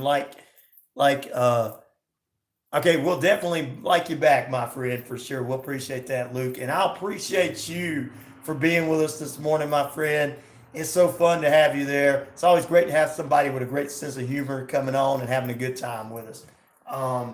You fit right in with the rest of our originals and everybody else, because everybody from Cher to Gail to Pete all have great personalities and are funny, so you fit right in with them. I don't know what that says about all of us, but you know. I don't know what that says about all of us that you fit in with us. I don't know what that says about us either. So All right, let's see. Are you going to work this morning now? Yes, it's going to work. Finally. Let's take a look at some of the headlines right quick. Some of the headlines. Mike Lindell, the CEO of My Pillow, is going to have to pay $5 million out in a lawsuit to a gentleman who proved his election contesting that he said he had the actual information saying that China was a part of the election fraud, and he proved that that election fraud was not what it was, that it was not election fraud. And now Mike Lindell is having to pay out to this gentleman. In other news this morning, we talked about this because Luke even talked about Prince William calls for the immediate halt of the war in Israel between Hamas and Israel, saying that as soon as possible, the fighting needs to stop. The royal family usually traditionally does not get into politics, but I guess they did this morning. And since the beginning of him and his wife Kate's thoughts process on this, where they were on their Israel side in the beginning, go ahead, because Hamas terrorists came in and attacked a festival that was going on. His latest comments coming as he's fulfilling the roles of his father, who has just got out of the hospital for a diagnosis of cancer. Israel says that they will attack a small southern Gaza city if hostages are not returned as soon as possible. Solar eclipse across the rare phenomena across the world and across the United States and across everywhere. The next eclipse is set for April 8th. And to celebrate that day, Delta Airlines is going to be flying you from Australia to Detroit in the midst of it so you can actually see it. How about that? How about that? Former New York Mayor Rudy Giuliani is trying to get the defraud case in Georgia against him dropped, and money dropped as well. He continues to move forward in that case as he defrauded 2 poll workers during the time, saying that they cheated to get the election during election fraud, and he's having to pay them out. Man, stop sticking to your gun so hard that you lose your money, folks. That's all I say. Stop sticking so hard to your guns that you lose everything. You lose your friends, your family, your money. Just get over it. Nobody should think if we come back out and say, all right, finally, this wasn't what happened. This is not what people thought happened. Everybody's starting to say this is not what happened. And the people that did say it, well, they were misinformed. That's how you should look at the people. And let's go on about business in the world, because we got the best country in the world. Luke just said, he told us last hour that they have to kiss the rings of the royal family. We don't have to do all that stuff in America. So what we need to do is be happy that if something comes up and we were like, well, I guess I was wrong about that. It's fine that you were wrong about that. And nobody should judge you for being that way. I won't. I don't know about the rest of the idiots in the world, but I won't. I mean, come on. And if either side's wrong, let's get whatever. That's just, life is life. Let's get over it. We live in the best country in the world. All these wonderful vehicles riding out here on the in front of the station. Everybody is just getting ready to go to work and do things. They're just doing whatever they're doing, man. I mean, there you go. So, Rudy, just go ahead and pay them. Get it over with. Say you were wrong. Nobody is going to say anything negative about you. Well, there may be some. That's the point. We have some negative people on the internet and everything that want to give lies on both sides. But who cares what these people say, okay? All right. I don't. I'm not going to say anything about it. If you go and say, well, I was wrong about that. Here we go. It's over. So, just that's what I say. I'm tired of people wanting to make, well, I told you you were wrong. If your whole life waking up early in the morning is going, I told you were wrong, then I tell you, man, there's a lot of things I think is wrong, but I'm not going to go, I'm right. Well, actually, I do that. No, tell me when I'm telling lies. Yeah, you can't handle the truth. Yeah, actually, I've been telling the truth forever, but But I'm not going to put these people down for their beliefs because they come find out it's wrong in the end. So let's just get all that taken care of. So that's some of the headline news for you this morning on the network. Oh yeah. We're going to do some true crime stuff, guys. It's that time. I got to get into some true crime headlines. Some of the true crime headlines are going to be weird and wacky. Let's talk about this one. This could be the dumb crook of the day. I'm going to kick it off from an Alabama mother. A 27-year-old Boaz, Alabama mother, and her 53-year-old friend that was sitting in the car with her were both arrested as the mother told her son to walk home from school because he got in trouble at school. Okay, all right, I see how it is. Her name is Sarah James, and her and the 53-year-old woman went to pick up James's son from school, a 7-year-old, who got in trouble that day, and she made him walk 8 blocks home. Well, as she started slowing down, talking to him, he attempted to get in the car, and she sped up, and he fell, and she ran over him. He is okay, just to let you guys know. He is fine.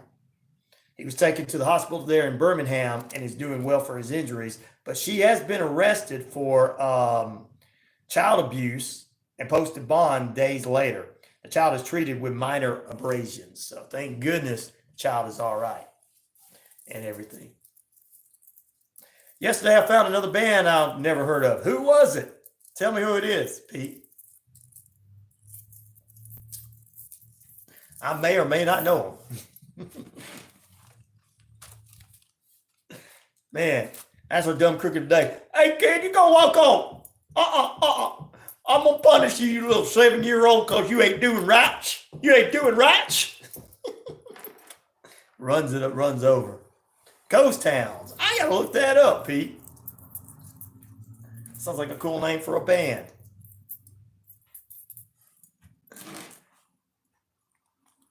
I do not rap. Who's that? Cocho? Who is that? But you want me to rap, I'll try to rap for you. I'll do a little Kid Rock for you. Anyway, the mom, she's just like, my kid, get in the car. You going in there. You ain't getting in the car. You shouldn't have tried to grab the door. I'm sorry you got ran over. Talking about the true crime story there. New listener coming on the Facebook page. YouTube page. Like, subscribe, and share. Please like, subscribe, and share. Some Ice Cube would be good. No, unfortunately, I know Ice Cube, but I don't know Ice Cube's lyrics. And I can't do that live on the radio because some of his lyrics are derogatory and we can't put them on the air. Back to more true crime news at 24 minutes past the hour. We are here to give you a little bit more true crime because it's not sour. Tried to rap for somebody. The kids are into rap. They're cool and hip. Us old folks are into metal. Don't tell me. I go to all the different businesses, and they're like, yeah, we put the country on for the old folks, but man, I want some Metallica. Like, we got a lot of metalheads around here.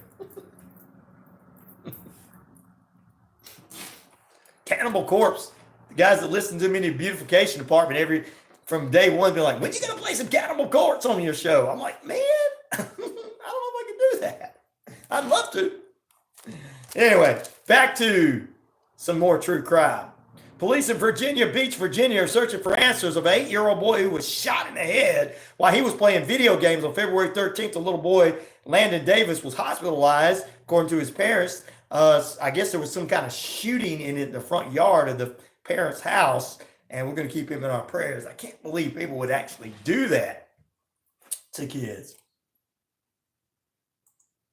We're going to get mad at somebody and shoot them. Now, that's some uneducated way of thinking. I don't like you anymore. Nobody likes you either. You don't have to shoot me.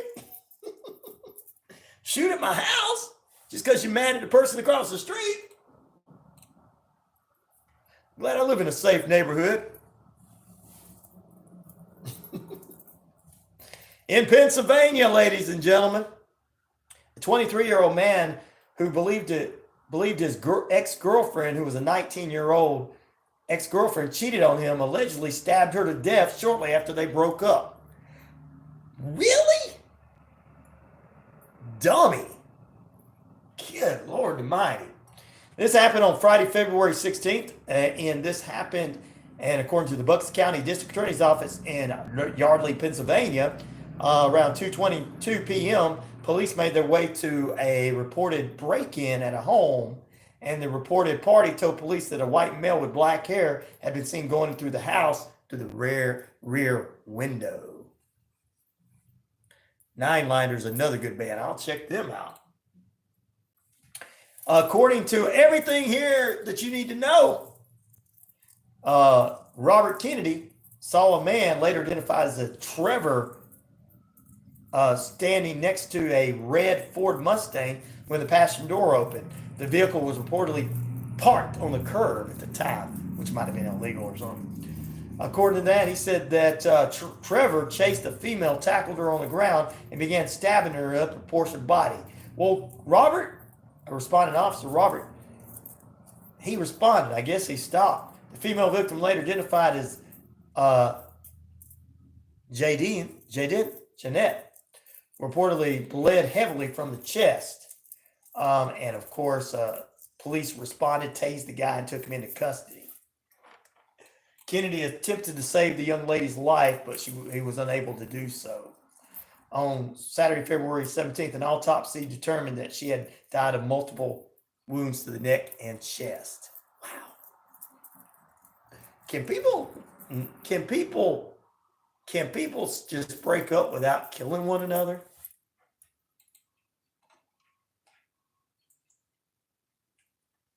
Can they just break up without killing one another? Can people just go, I don't need somebody? He was so jealous of her. Now he's going to sit in jail the rest of his life. And some guy's going to go, you sure do got a pretty mouth there, boy. Come on over here. I got something for you, boy. Murderers getting what they deserve. Let's go to Tennessee, Memphis, Tennessee, by the way. A 32-year-old man had been convicted of charges related in a 2021. We talked about this in 2021, slaying and of his 63-year-old roommate who was in their apartment and chopping the head off. The guilty verdict came in on Friday, February 16th, convicting Julian Summers of first-degree murder and abuse of a corpse and the death of Bruce Jeffries. Also, ladies and gentlemen, this is a news story just coming out in Arkansas. This is a little strange. Police are looking into this right now in St. Francis County, Arkansas. Officers are trying to identify the body of a nude woman who was discovered inside a large plastic storage container left on the side of the road. In the late afternoon hours of February 20th, the sheriff's department went to County Road 731 after someone called reporting finding a victim's body, ladies and gentlemen. Her remains were transported to the Arkansas State Community Laboratory. Woohoo! For positive identification as well as autopsy to determine the cause and a manner of death. St. Francis County Sheriff Bobby Mays told the local television station the woman's body was partially disposed and that she had been there maybe a couple of weeks. So they're looking for any information to help lead to identify this woman in St. Francis County, Arkansas. Good Lord Almighty. Let's head to Florida now. A Florida man, I guess he got mad at his mom. And looking at his picture, he looks like I'm a really crazy fool. My QAnon told me that my mom was a lizard. In Keystone, Florida, deputies arrested a 53-year-old man after he allegedly shot and killed his mother early on her birthday this week. On Tuesday, February 20th, shortly after 7 p.m., a welfare check was conducted on 78-year-old Joanne Turley. And, of course, according to that, her daughter asked the neighbor to check in on her mother because the neighbor agreed and ended up finding Joanne dead inside the home. The neighbors called the sheriff's office, and Joanne's son, Douglas, who also lived in the home, reportedly locked himself inside the bedroom with a gun. What a crazy guy he is. Officers arrested him on suspicion of murdering his mother and second-degree murder as well. The Tampa Bay Times reported that Joanne was shot at least one time. Douglas remains in the county jail without bond. And she was celebrating her 78th birthday that day, ladies and gentlemen. And a time that should have been filled with joy and beautiful moments was a time of heartbreak and destruction. Good Lord. This guy's crazy. He probably thought she was some kind of lizard person, you know. All those QAnon nuts out there in this world think, it's all right to think that way, boy. I want to kill the president. That's right. I want to kill the president. I want to kill everybody. I want to go to war. I don't like this person. I'm a QAnon nut. And us regular folks out here going, what is going on, boys? Us regular Southern folks going, what's going on with these people? They're not too bright. All right. Bless they heart. That's what we say in the South. Good morning, Sheriff. Sheriff from Iowa, join us right when I'm about to do the Iowa true crime story before we take a break. Still to come this morning, we've got Courtney Liso from the Book of the Dead podcast joining us in period number 3. She and I are going to talk about the Lonely Hearts Killers back in the 1940s. Get your big band classic ready, your big band shoes ready, do a big band Glenn Miller dance. We're going back in time in the next period. But man, this is an unusual situation in Iowa here. Happy Thursday to you as well, Gail. Officials recently arrested a 47-year-old woman nearly 3 years after they found her husband dead in a chair. Now, ladies, I'm probably going to, and gentlemen, I'm probably going to take up for her. I mean, sometimes husbands just don't get up out of their chairs whatsoever. So she probably thought his lazy ass wouldn't get up.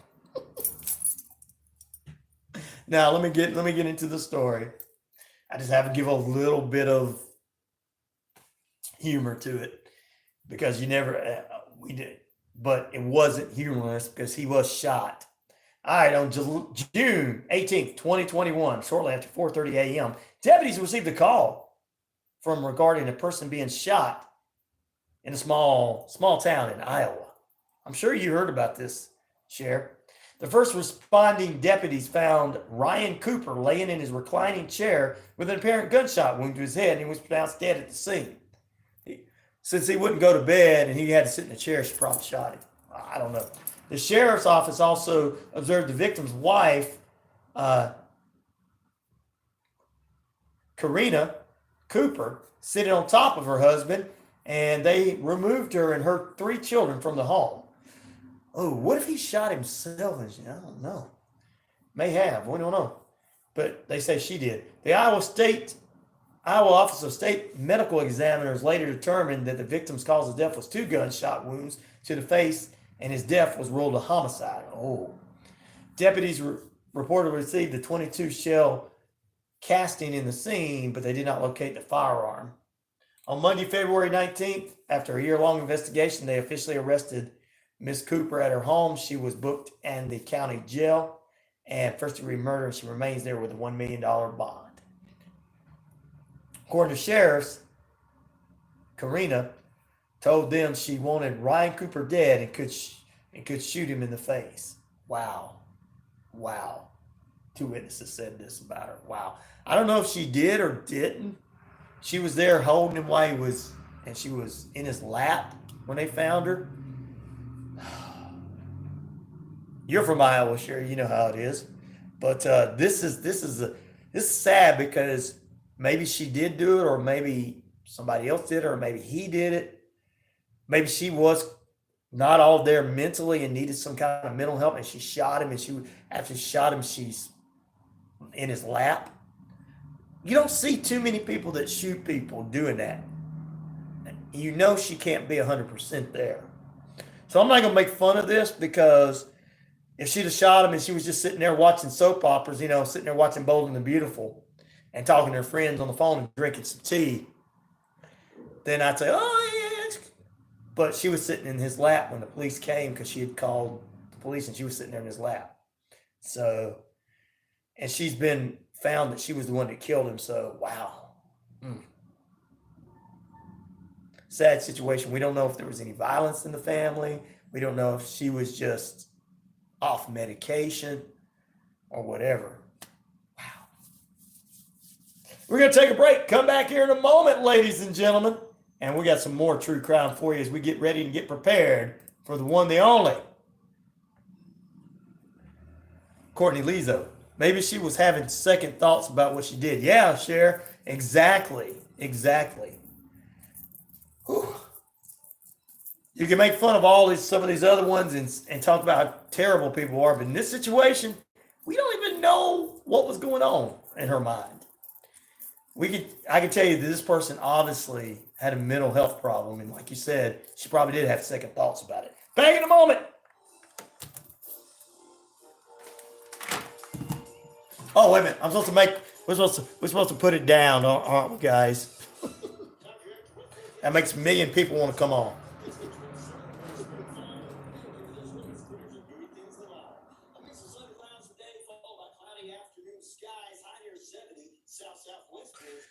Wow.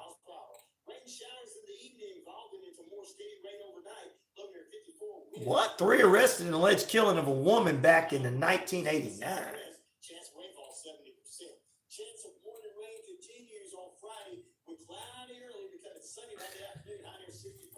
The mind is a complicated thing. You got that right. Very complicated. Like I said, when you start looking into this and want to start figuring it out, she was sitting in his lap when they found her. Hello, Gail and Cher from Pete. Luke's not on with us anymore, but he was having a good time this morning. I love our English. I love our friends from the UK and Australia.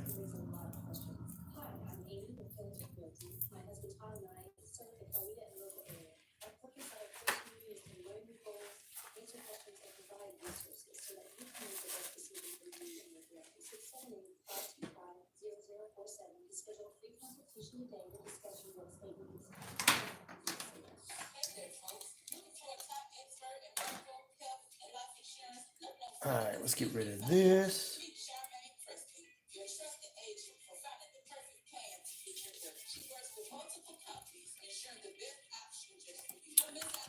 Oh, Lord. Wow. I got to find a dumb crook one to end the hour so it would be funny, too. I don't want to end with too terrible. The true crime is terrible.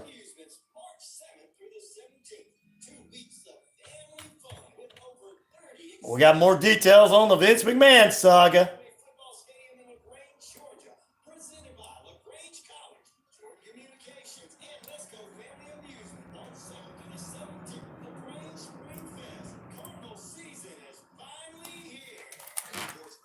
All right, guys, like, share, and subscribe. Like, share, and subscribe. I don't know why when I put this on the internet, none of your guys is when you guys are in your chat, none of your chats come up on it after it's over for some reason. I don't know.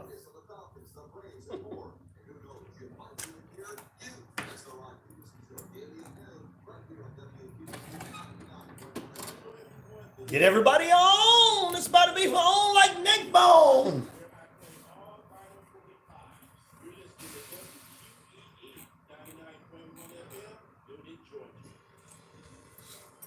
Yeah, here we go. You got a little John Cena music in the background. Are you right? Ready? Let's go.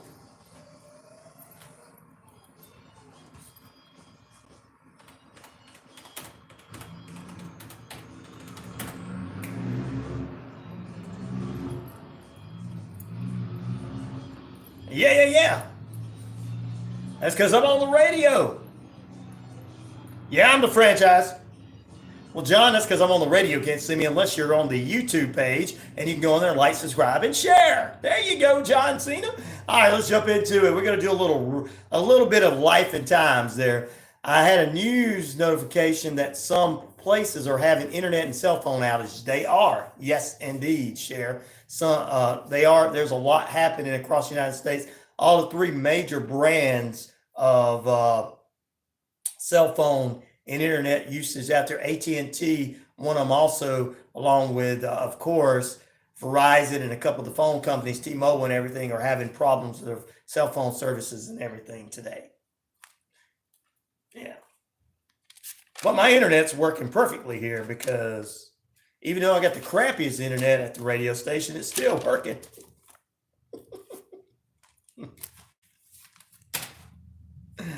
Oh, thank goodness. But hey, that's probably why a lot of people are not coming like they usually do all day long, is because the internet is down, and so is the cell phone outages. There's some places they don't need cell phones. They don't need to be on the internet. That's good. Mine is too. There you go, Cher. Well, actually, it looks like Gales is as well. I don't think anybody in Noonan's having a problem. We never have any problem. I just got to say this. We live in our own little world. When the pandemic was going on, we were still living in our own little world. When all the riots were going on, we were living in our own world. We had people that marched downtown. Nobody got into fights. We lived in our own little world. The only thing we had was them terrible Nazis a few years ago. Other than that, we've been pretty good. How they got here, I don't know. All right, let's get the life and crimes of Vince McMahon. Vincent Kennedy McMahon, I like to defecate on women. Kiss my butt. Well, sorry, Vince, so you can kiss my butt because you are a jabroni. Our former WWE superstar, we told you about Paul Romo yesterday, appeared on News Nation talking about some allegations about the Ring Boys and even allegations against Terry Garvin, Mel Phillips, and Pat Patterson, who supposedly are openly gay. And they were hitting on Ring Boys and everything, and including Paul Romo, one of his former tag team partners, Jim Powers. Now I know why they went to World Championship Wrestling, ladies and gentlemen. We told you that yesterday. Well, more details are coming out on these Ring Boys. A former Ring Boy is a 23-year vet in the military. He spent 7 years as a police officer. He's only identified as Sean, and he's now speaking out about his experiences with Terry Garvin, Mel Phillips, Pat Patterson, and even in his encounters with Vincent McMahon. I wonder if Vince was in on that too. So, and after many years and a slew of misconduct allegations from the WWE against the former WWE chairman, another one's came out. Lee Cole was taking an interview about his brother, his late great brother Tony Cole, who was a Ring Boy, who died in February of 2021 from self-inflicted suicide and everything. And this is not, ladies and gentlemen, the first time that many of these wrestlers have committed suicide. This is why yours truly is not jumping into the deep end of the pool on all these politicians and going, well, I'm just going to let so-and-so out of because they're on the list. I just don't care. I don't care about. That's why I'm jumping there. I'm not letting Vince off at all on this. It's disgusted me so much that I can give you guys updates on what's going on in wrestling, but I can barely support any of the wrestling. It's just lost me 100%. And I know one person is not going to cost any of all these business, these corporations, these wrestling corporations money or anything, but it's just hard for me. And I'm pretty sure they understand by being in the company or being a part of the former company or being in the company, other companies they're in, how they feel about this going, wow. So this was going on. I mean, look, a lot of the wrestlers and a lot of the people joined in back in the day in the 70s and 80s. That first female women wrestler trained women and abused them. After seeing this documentary about how a lot of the big stars were able to abuse people and get away with things, it's just like, look, I'm done with this. Like, it's hard for me to support these people. I know that some of these people went and got, say, if they abuse somebody like physically and they were drinking and all this kind of stuff, and then we got help. That's one thing I understand, but it's hard for me to support any of these people after some of the things, allegations that have been coming out over the years. And I've supported Pat Patterson as being the first openly gay intercontinental champion wrestler and everything. Oh, hey, that's great. It's wonderful. It's being inclusive and everything. But now to know that he used his power and stroke to mess with ring boys and threaten other men that came into the company, either you got a job or not, like he did one announcer they brought in that they fired 2 weeks after he had a 2-year contract. It's just getting more and more details out there. And a lot of the wrestlers are discussing the way it is meeting Vince. They're saying, hey, it was great to meet him, but then there was something off about him and this, that, and the other. And a couple of the biggest stars in the company let us know what they thought. John Cena, former 16-time WWE World Heavyweight Wrestling Champion, star of many motion pictures and shows, and the star of the Glad commercials. Hefty. Is it hefty? Oh, I'm strong. I can smell it. Toby needs a bath. You know what I'm saying. John Cena weighed in on the situation with McMahon. He said that he had a lot of love and friendship and honesty from Vince McMahon, but he also is an advocate of love, friendship, and honesty towards Vince McMahon, but he's also an advocate of accountability. After many years and slew of this, he's sitting there basically saying that, he respects him. He thanks him for giving it a shot. But if this stuff is what is coming out, he needs to be held accountable for the things that he did to other people, like Ashley Massaro, who ended up dying, and her daughter saying, yes, the stuff that was happening to her did happen to her. It did happen to her. She was sexually assaulted when the WWE went to salute the soldiers over in Afghanistan. She was assaulted by high-ranking officials in the military. She was brought back and said, well, you'll never have to go do that again. But we don't want to have to get this out because we don't want to lose our partnership with them because there was money in it. Even Stephanie McMahon was brought in to bring her down or calm her down. She's been offered so many times with Vince McMahon, she turned him down. This daughter is saying this stuff that happened, and other people are saying it, friends are saying it's happening, and people are like, I'm just going to ignore this. Who cares? That's what happens. A woman puts herself in that position, or somebody nobody puts herself in that position. I'm tired of uneducated people saying that, because the people that are saying that would do it. I'm sorry to tell you this. If somebody says, oh, why didn't that woman come out 20 years ago? Yeah, then you're the kind of person that would sexually assault a woman, or you sexually assaulted a woman, gentlemen, if you think like that. It ain't about his money, because like this Grant lady who was supposed to be given $3 million to keep her mouth shut, she didn't give him $1 million. Now there's a lawsuit bringing it out, and she's not suing for money. She's suing for a lot of other things, and there's an investigation going into McMahon. And McMahon touching everybody around him, Brock Lesnar, Kevin, whatever that guy that got it left. So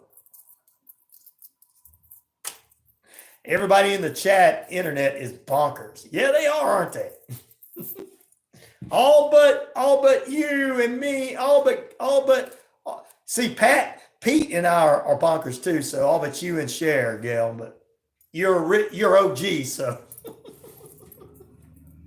Sweet Lee says, no. She's just as bonkers as the rest of us.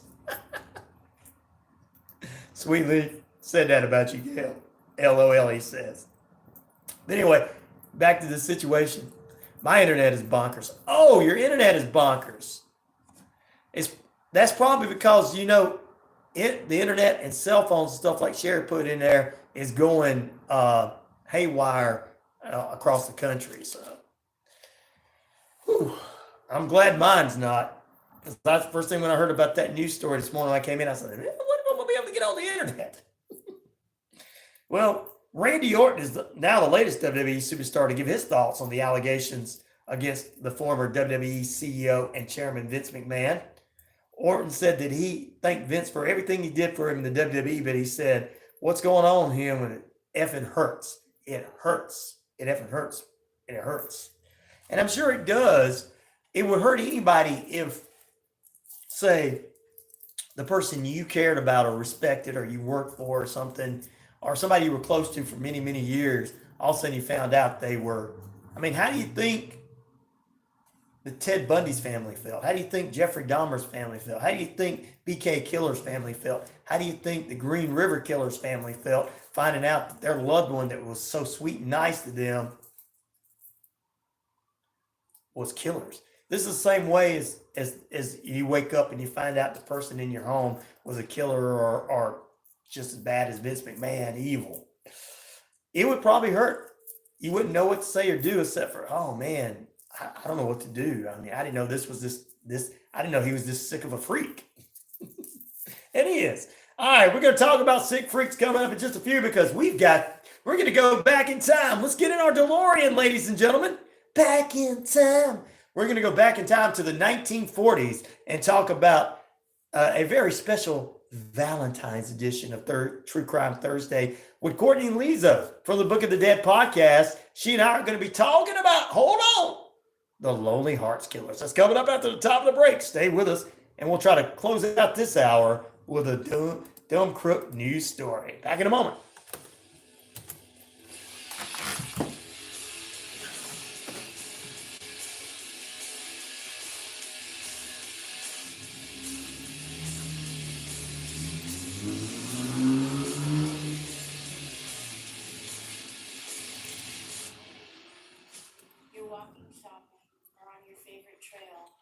Get that feeling somebody's what do you do to be prepared in today's world? Hi, I'm Holly Reese. I'm the founder of Warrior Defenders. As a certified tactical self-defense instructor, I'm specializing in women's self-defense. All women of all ages have the ability to learn how to defend themselves effectively. With technical drills to build their survival skills, you can be your own hero. Classes and private seminars are available. Learn today to have a safer tomorrow. WarriorDefenders.com. Wishbone Fried Chicken is back in a brand new location. 31 Jackson Street. All right, let's get rid of this. Same great taste. The best I just laughed at something. Got to thank you, too. They saw Vince being, got to think too, they saw Vince being a Jersey in a jerking many situations. Surely they had an idea he was creepy. Good old boy attitude, keep quiet for money, cash. Yep, you're right. I'm not going to disagree with you on that. You know, I don't disagree on that. We live in the South. We know a lot of good old boys. So we know how it is.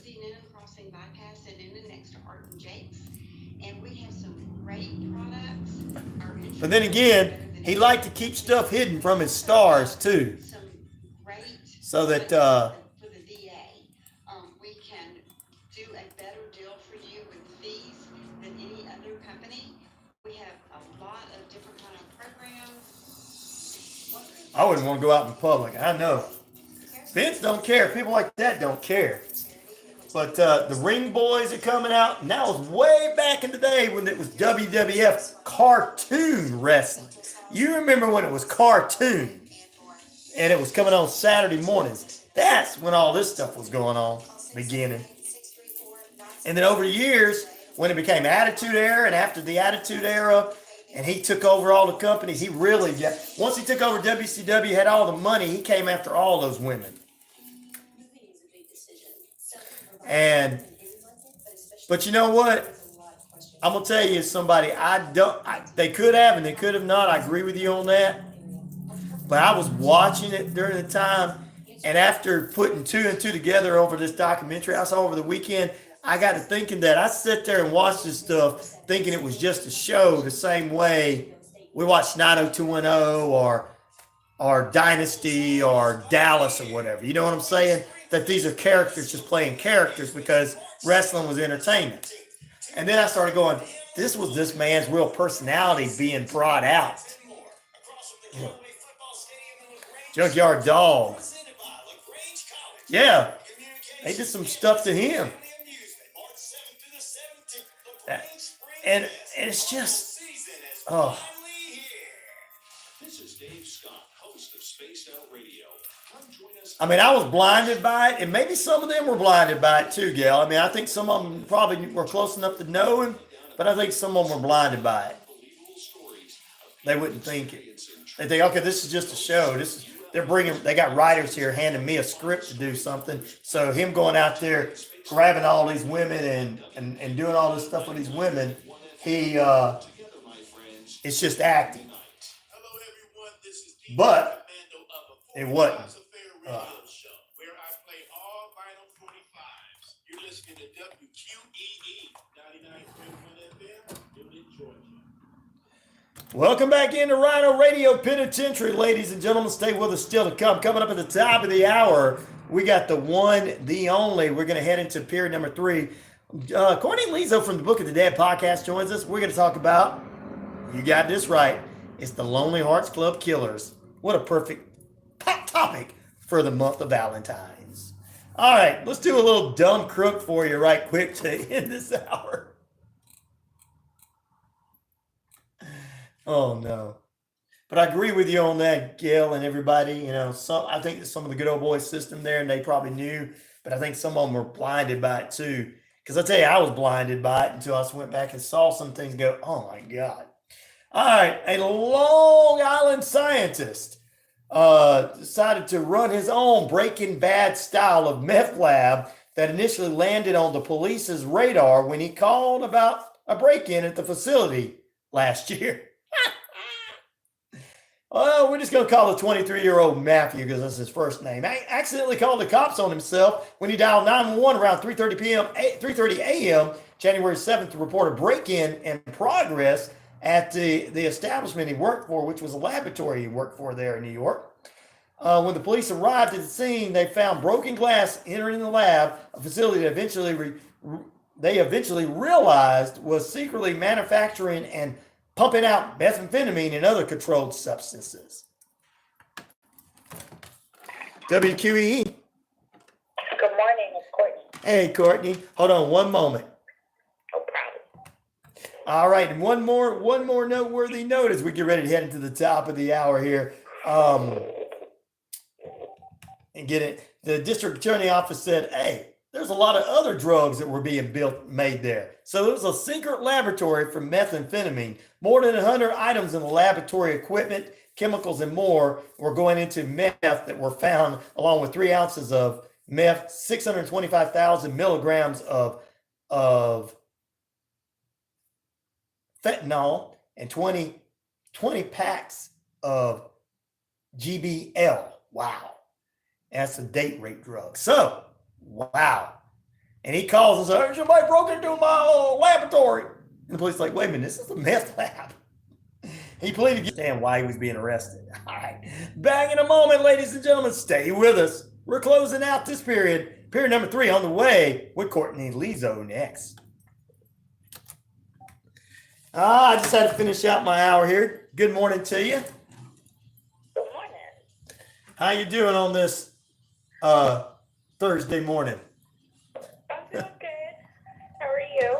I'm doing good. Doing good. Can't wait to talk about the Lonely Hearts Club and how we can join it.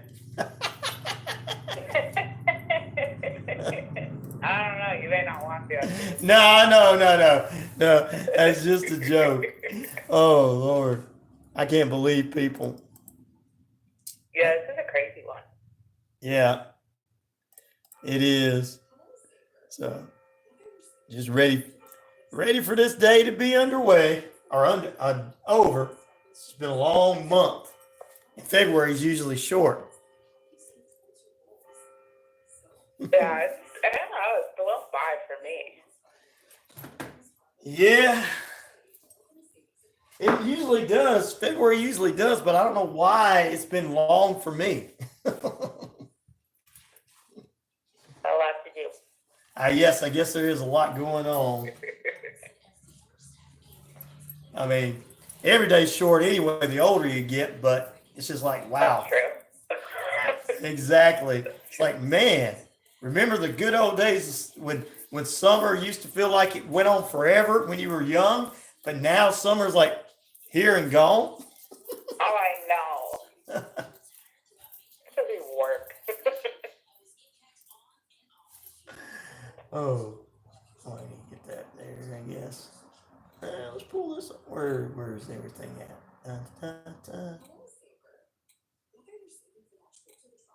There it is. There it is.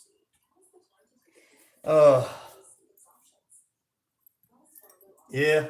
I remember the last day of summer is when I was young, and I'm like, gotta go to school next week. Felt like summer was so long. And now, when summer starts, I'm like, wait, summer's almost over? June. Like, did it just start? Yeah. When June really gets started up, because I know summer starts earlier than that or whatever, but when June gets started up, that's the birthday month for me. So being the birthday month for me, I try to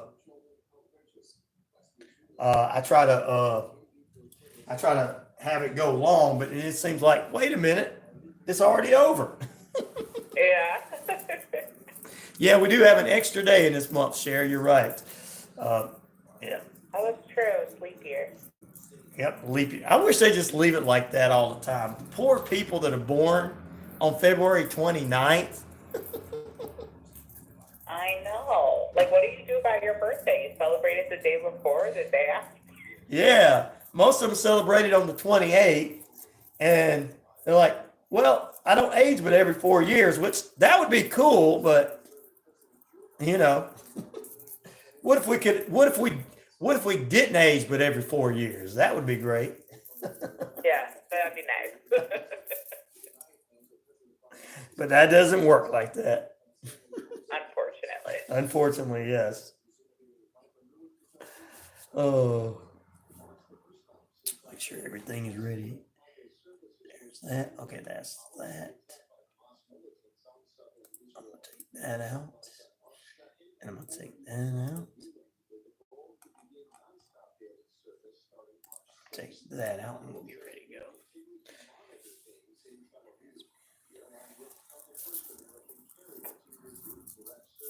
Oh, but well, they can do what, Sharon? Women can ask men to marry them. Okay. Is that only during the leap year? You sure you want to do that? You know, once you marry them, on leap year, okay. Women can ask men to marry them on leap year. Okay, sure. You sure you want to do that? I mean, he might ruin the rest of your life. While you're, making all that big money, then he comes in and he's not making enough.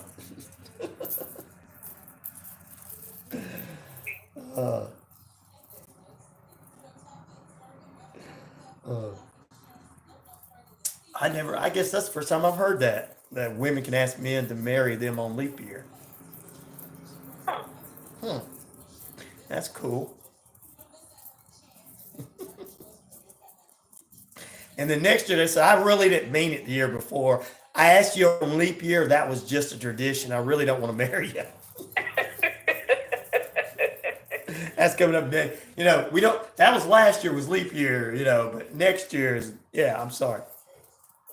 Never mind. Never mind. Well, we were planning the wedding this year. Well, we were going to get married on the 29th of February, but there's not one this year, so it's called off. Gotta wait another few years. Gotta wait another 4 years. Sheriff says, I'm good myself. I had 2. Oh, you've already had 2? Send them down the road. That's what happens when you ask them to marry on leap year, Sheriff. Oh, this is Valentine all around. I did a news story yesterday on a bear that broke into a woman's car and ate all her chocolates. Oh my God. Yeah. I said, hey, boo-boo, I got the chocolates, boo-boo. Yogi the Fat. It just turned out, I had a Weird Wednesdays, but I had a lot of odd animal stories yesterday. So I was like, this is going to be great. I mean, so. All right, guys, keep going up on and share, like, and subscribe on the radio station YouTube page. We're about to go live.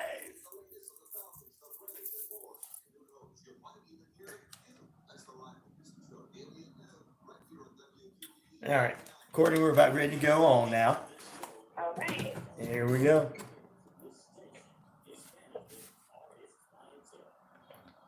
It's the final period of play, ladies and gentlemen, right here on this True Crime Thursday. We're going to dive into it. We're going to go to the Lonely Hearts Killers Club this morning. That's right. Sounds like a Lifetime Movie Network movie, right? We're going to get into that with the Book of the Dead host. Coming up next, Courtney's with us. Stay tuned.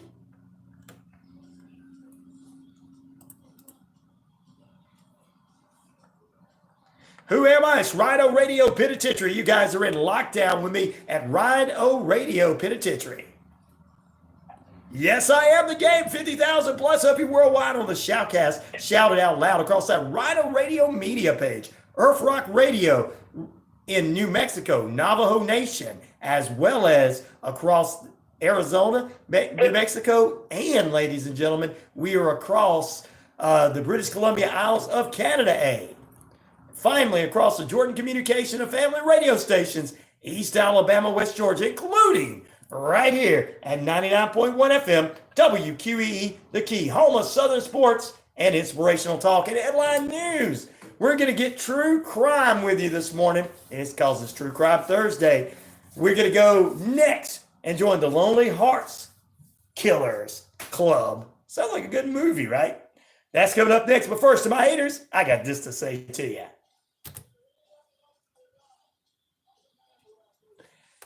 I am the man around here, ladies and gentlemen. That's right. Good morning, good evening, good afternoon. If I don't see you again, a very, very good night. Ladies and gentlemen, we want to welcome this morning our guest. She is the co-host of the Book of the Dead podcast, a true crime podcast that she co-hosts with her mother.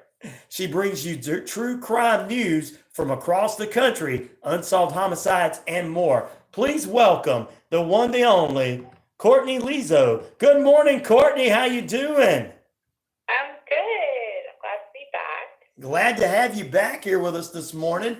And we're going to get ready to join the Lonely Hearts Killers Club this morning and talk about that in just a few moments. I'm going to ask you how you come up with this idea to do this. I know it's Valentine's Day was just last week, but I mean, this sounds like a movie that you would see on Lifetime. It actually is a movie. They've done at least one, maybe two. Oh no! Salma Hayek was like in it or something. Really? So they've done at least one movie about this. Oh, I got to check this out because it sounds like all those movies you get on Lifetime Movie Network, where it's like the man with my husband's face, the wife that had red lipstick, the killer on the side of the road. You know, all these different names. Using the same actors over. So this does sound like that. Well, the Lonely Hearts Killers, we know you picked it because it goes with the theme this month. So let's talk a little bit about why you came up with this before we get into the story, why you came up with this story rather than picking another heartbreaker. So this one's actually just always really interested me because of kind of the way things went down. It's not your typical, like, the killer was always this really bad, evil person. Like, right. He started out really normal, and it was kind of like a freak accident that changed his personality, and I think that's kind of what led to this. But it's like their dynamic, the two killers. Their dynamic is just very interesting to me, and it's always been very interesting to me. It's very much like, at least for the woman, like how far some women will go for the man that they love. Right. So it's always just very, very interesting to me. And it's an older case. 40s. Right. So it's I learned about it a few years ago, and it's just one that's always stuck with me. So I figured, it's Valentine's Day, it's the Lonely Hearts Killer. Yeah. Let's do this one. Let's do it. So let's get into the DeLorean and go back in time to the 1940s when there was big band music, the Charleston, and all of that good stuff. And even you had to go and find that alcoholic beverage behind the scenes. You wasn't sold out in the public. You had to go to, a speakeasy. So let's go back to the 40s and talk about the Lonely Hearts Killers. Who were the Lonely Hearts Club? So the Lonely Hearts Club consisted of the killers themselves were Raymond Fernandez and Martha Beck. Right. And the Lonely Hearts Clubs were essentially like mail-in dating. You could they had these organizations, these exclusive clubs where you would write in, usually as a woman, and say, this is my profile, I want to find a husband, this is X, Y, and Z about me. And they would either, I guess maybe some of them had newsletters that they would send out with these profiles, with their mailing address, and men could write to these women. And, in theory, it's great, but it's a lot easier to catfish someone if they have no idea what you look like and you're just sending them letters. And that's kind of how this started in this story, is with dishonesty and catfishing and taking advantage of women who were very lonely and looking for a husband. Wow. So let's talk about Raymond right quick. Who was he and what was he? So Raymond Fernandez, he was born in Hawaii in 1914, and he was of Spanish descent. And when he was young, he was very frail, very sickly. But as he grew up, after moving to Connecticut, he grew up into this tall, dark, handsome man, and he was apparently very kind, very charming, very smart, overall good guy. Right. And when he was close to 20, he moved back to Spain to work on his uncle's farm. He met a woman, and they started dating. They get married. They have a few kids. And he joins the military during World War II. He actually gets involved in espionage, and he's really good at it. But he's just overall a really good guy. He was really good at his job, but he wasn't doing anything nefarious while he was a spy. He did his job. He came home. That was it. And then he decides after the war in 1945 that he's going to go back to America to find work, and he's going to send for his wife and children later. And this is where his life changes, because he's on a ship on his way to Curacao in the Dutch West Indies when he's going up to the top deck, and a steel hatch falls on his head. So he obviously, it's debatable what exactly happened as a result of this injury, but it's most likely some sort of traumatic brain injury, and it totally changes his personality. He is irritable, he rambles a lot, he's very quick to anger, and he also looks different now. Instead of this gorgeous, lush, dark hair, he's mostly bald now. He has this really horrific scar. Wow. So he starts wearing a toupee. And this is when almost immediately after he gets out of the hospital, he kind of starts committing crime. His first crime, he was on a boat to Alabama, and he steals from someone, but all of the items that he stole were labeled with the other person's name, so when customs stopped him, he couldn't explain this away. So he ends up in jail for a year, and that's where he meets this guy that teaches him voodoo. Wow. Raymond's kind of a character, isn't he? Yeah,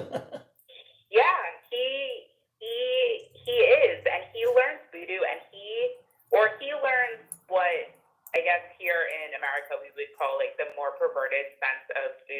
Yes. where it's all about taking control of people, Right. and he deals with the devil, and he basically thinks that he has this sexual power over women. He can make them do whatever he wants based on these rituals that he thinks he can perform.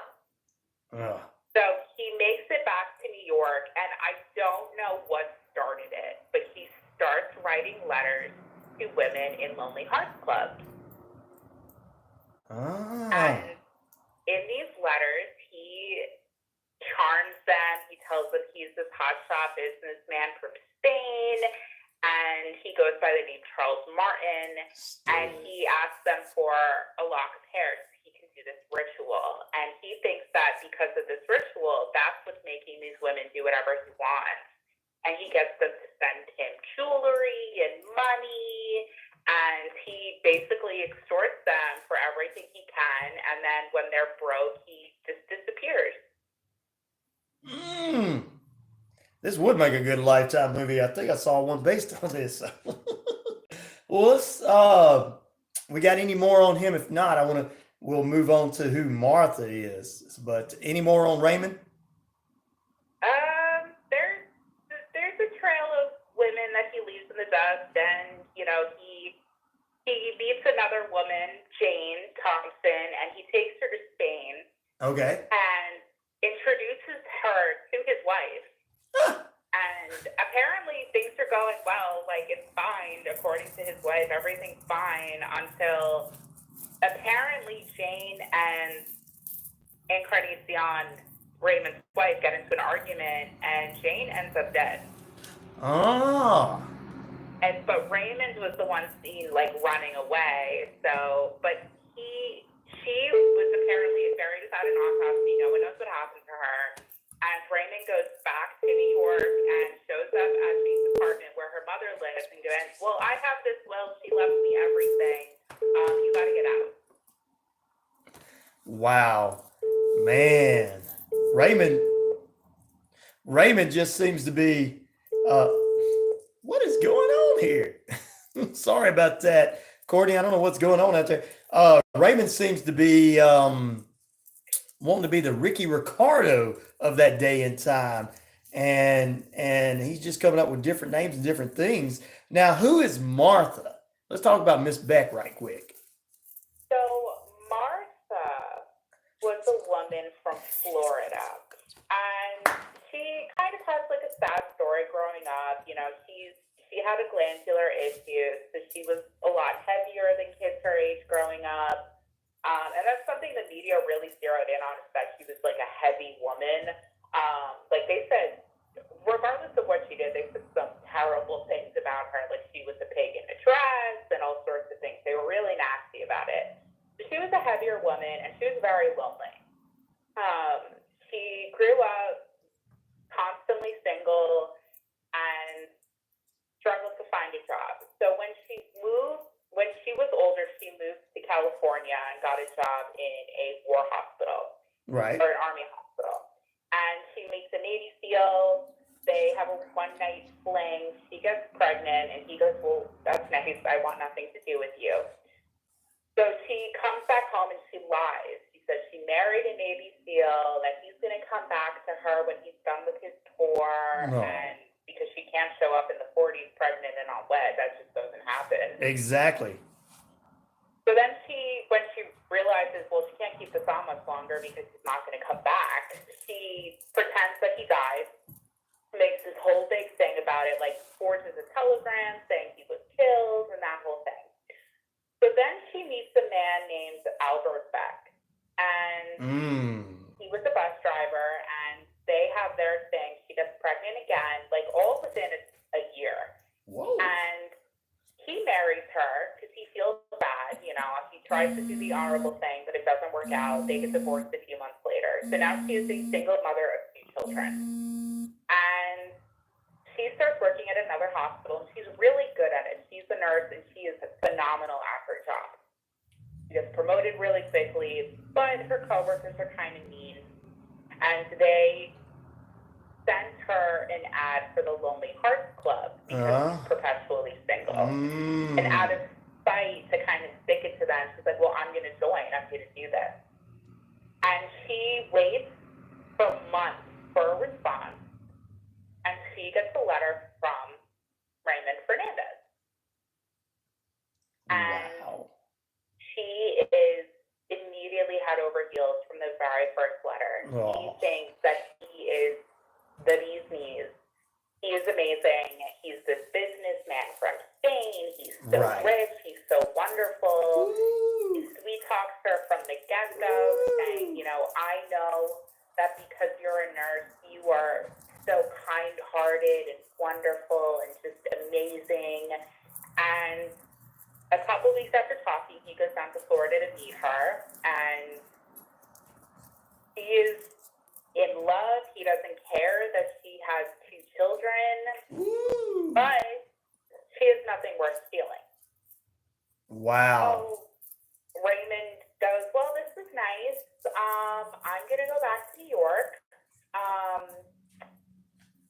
Yeah, I'll send for you. One day. One day. One day. One of these He days. goes, well, this is a proposal. I'm Oh, getting wow. married. Yeah. Ooh, Martha. Ooh, got you. Wow. Oh, man. He had to be slick. I mean, they didn't have text message back then, and he couldn't just get into somebody's DM. He had to be good with his words in the paper. I mean, in writing the letters. I mean, He was so charming. wow. He knew exactly what to say, and he would draw in a woman of any age, didn't matter. And he had women in their 20s all the way up to their 60s, just like absolutely willing to just give him whatever they had. Wow. He was a stud. He knew how to talk. Yeah. Daggum. Oh, man. This story, we're getting the lighter side of it right now, ladies and gentlemen. We're going to get into some other fun stuff in a minute, but this is the Lonely Hearts Killers that we're talking about this morning. For those of you that are tuning into the RyanORadio Penitentiary, we're going to take a short break here. Come back. We got more with Courtney from the Book of the Dead podcast. We're going to continue talking about the Lonely Hearts Killers Club. It was an older case from the 1940s, by the way, to let you guys know. So stay with us. We're back in the 40s. You guys get whatever drinks you want to get from the speakeasies there and come back, because we're going to take a break and we're going to do the Charleston during the break. Back in a moment on the way. More on the RyanORadio Penitentiary. Woo, all right. We're at break. Sounds good. Yep.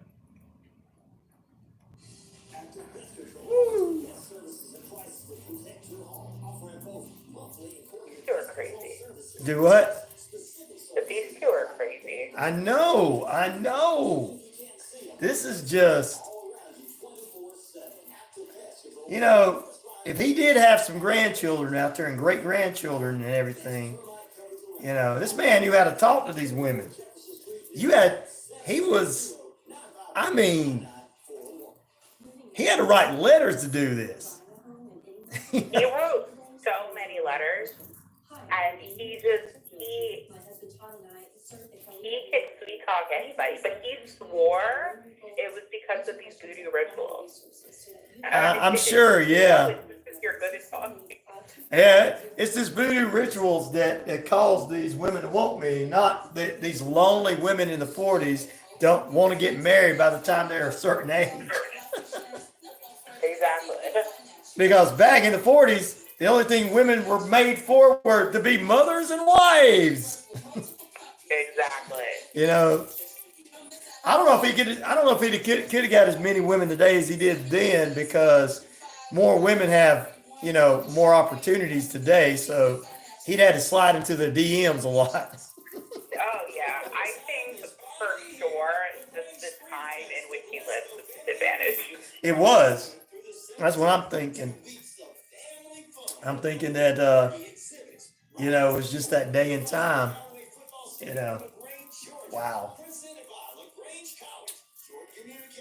And it's weird that he was able to get all these women. I mean, I'm surprised that he wasn't run out of the country there in the 40s. Yeah, well, and it's weird because he really stayed on the East Coast. Right. some of these women not realize, like, oh, the guy down the street has a different girl like every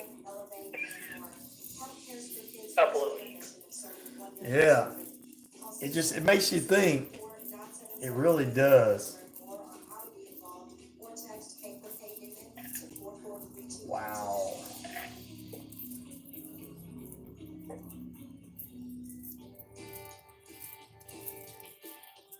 Hey, sports fans.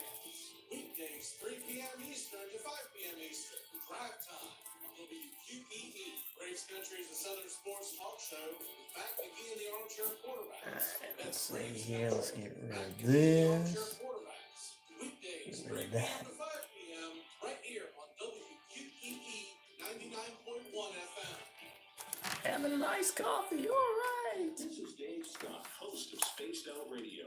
Come join us every night starting at midnight on WQEE 99.1 FM. Together, we will head down a path of mystery and unbelievable stories of people experiencing true tales of ghosts, UFOs, monsters from the finest storytellers we know. Tune in Spaced Out Radio nightly on WQEE 99.1 FM, where together, my friends, we own the night. Hello, everyone. This is All right, we're coming back. radio show where I play all Final 45s. You're listening to WQEE 99.1 FM, Newton, Georgia. Welcome back into this edition of the RyanORadio Penitentiary. 27 minutes past the hour. Good morning, good evening, good afternoon, and good night. We thank you for being with us here. We are inside the Lonely Hearts Club. That's right. And we're talking about the Lonely Hearts Killers, and we're about to get into that with the co-host, along with her mother, from the Book of the Dead podcast. We are bringing back here once again Courtney Liso. Courtney is with us this morning. Good morning, Courtney. We appreciate you being with us. And let's get back to this, as we are going to be talking more about how we talked about how they met and everything. And they met through the writing one another and everything. So let's talk a little bit about whether Martha knew anything about the other women Raymond was talking to. So Martha actually, she had visited Raymond. She showed up on his doorstep a couple of weeks after he left. And he was like, okay, fine, you can stay for a little bit. She leaves after 2 weeks, and she decides that she can't live without him. So whether she really lost her job or she lied about it is a little bit fuzzy, but she tells him, look, I lost my job. And she shows up on his doorstep with her 2 children. And he actually decided, you know what, this is okay, because you clearly will do whatever you want, whatever I want you to do. So he tells her she can stay, but the kids have to go. So she drops them off at the Salvation Army. And I guess he realizes, wow, she really would do absolutely anything for me. She would just abandon her children. Wow. So he tells her everything. He said, I have a wife in Spain. I have a couple of kids in Spain. And I write letters to women in Lonely Hearts Clubs and steal their money. And she went, oh, okay. That's great. I'll do that with you. I'll pretend to be your sister so these women will trust you more. Oh, wow. What side of the family she's from? I mean, how did I not question that they were not brother and sister? But anyway, that's a different question. He's from Spain and she's from Florida. I mean, well, it makes a lot of sense. Yeah, there you go. Oh my goodness. Well, you tell us why he, you told us about him writing other women's and all this and everything. And why would Martha go along with his plan to steal from other women? I think she was just so desperate to be loved by somebody that she would do whatever was necessary to make him love her. Wow. I mean, Just her whole life. She was single, she had a couple of flings with men that really wanted nothing to do with her. Like, she was a booty call and that was about it. right. She didn't feel good about herself because was heavy, and she found a guy that sweet talked her, regardless of whether or not she thought it was real. Right. And I think she thought that if I do this, he'll just love me forever. Well, it makes a lot of sense in her mind, but you could already tell that she couldn't have been 100% all there to go along with a plan to rip off all these other women just because she wants to be with him. And I know there's jealousy that's going to be coming down because we haven't got to the killing part, and that's coming up now. So let's talk a little bit about who was Janet Faye, what happened to her, and there's some other women involved as well. Yeah. A woman living in New York. She was super religious. She was a widow. And Raymond started writing letters to her. Oh. And, after a few weeks, he persuades her to let him come visit with his sister. And they go to Albany on New Year's Day, or just before New Year's Day, and they visit. He wines and dines her. He brings her flowers, and she is over the moon. And very quick after, Raymond proposes to her, and they decide they're going to move to Long Island. She's going to sell her house, and she goes around to all the banks in Albany and withdraws all of her money, and she accumulates around $6,000 in cash and checks. And as soon as she's done with that, Raymond goes, "Okay, we're gonna leave Albany." Wow. So they go down to Long Island, and it's like the first night they're there, January 4th. So it was a very quick romance. Okay. And they eat dinner, and what exactly happened is a little fuzzy. Okay. But apparently, Ray fell asleep, and Martha walked into the bedroom, and Janet is allegedly trying to seduce Raymond. She's going to wake him up, she's going to seduce him, she's totally naked. Right. And Martha flies off the handle.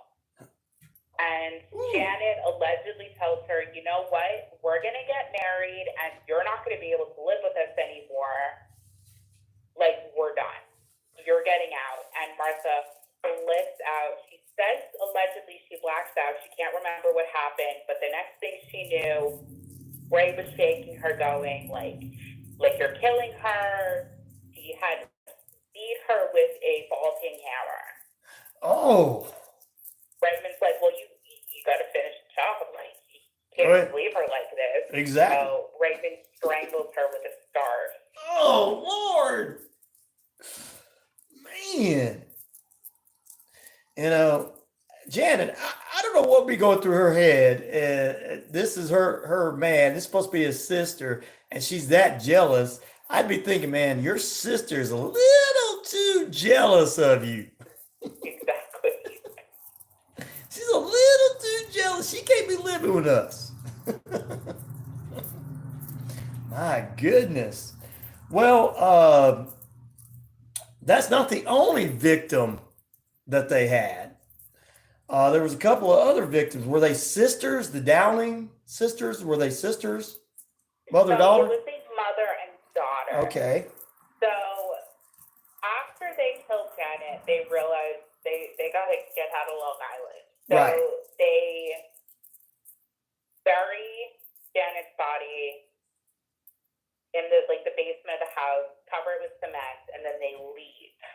But Janet's family is suspicious because Ray had forged a letter saying that everything was wonderful, but he had written it on a typewriter, and Janet didn't know how to use the typewriter. Everyone knew that. So her stepdaughter had gone to her home in Albany to look for her, and she wasn't there. So the police are already looking for this woman. Wow.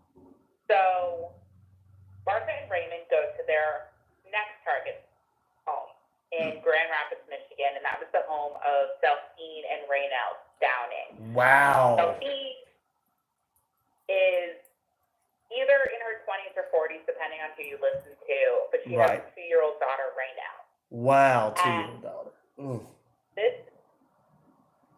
Everything happened so fast. This is in like weeks. Wow. Wow, within weeks. So how did he meet the mother and daughter and get invited to their home? Or both him and his sister, quote. So Charles had written a letter to Delphine and told her after he had been talking to her for a while, he didn't talk to just one woman at a time. Right. He was stud. He's like, oh, I'm going to be in that area with my sister. Like, why don't we meet? And Delphine was like, oh, well, that's great. Yeah, absolutely. Okay. So he goes to Grand Rapids with Martha, introduces her as his sister, and Delphine is immediately charmed by Raymond. Mm-hmm. She thinks they're going to have a future together. He's a widow, raising this young baby, and thinks he is so wonderful. He's great with Raynell. So before the month is out, they are full-blown in a relationship. Martha is getting more and more jealous. Sisters. And they decide they're going to move to California. Right. Sell her house. He's going to withdraw all her money, the same thing. Mm-hmm. But if you remember, Raymond wears a toupee. Right. He was very self-conscious about the fact that he didn't have his hair anymore. Exactly. And he decided one day that he was going to change his toupee. He was going to get a different one. Okay. And Delphine walks in on him changing the toupee. Oh no. Now, I'm not 100% sure what happened. Either he just freaked out because she saw him without his hair, or she went, well, if you're lying about having hair, are you lying about anything else? Right. And she just accuses Raymond of being a fraud, maybe. Okay. So that, or he's like, no, you can't speak without my hair. And Martha gets involved. Oh, here we go. She convinces Delphine to take some sleeping pills, and she goes to sleep, and Raynell is freaking out, because mommy won't wake up, and she begins to choke the baby. Oh Lord. And Raymond's really angry, not because she's hurting the child, but because if Delphine wakes up, she's going to freak out. Right. So Raymond gets the gun that belonged to Delphine's deceased husband and shoots Delphine. Oh Lord, man.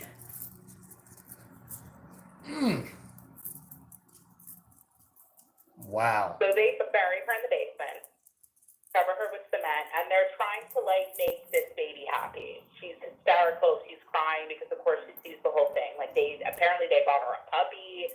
Wow. They're just trying to make her happy, and she won't stop crying. Right. So finally, Raymond's like, I can't deal with this anymore. Get rid of the kid. So she does.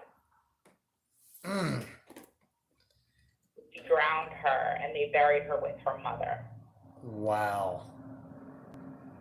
Martha definitely would do anything for Raymond, and she did. Good Lord Almighty.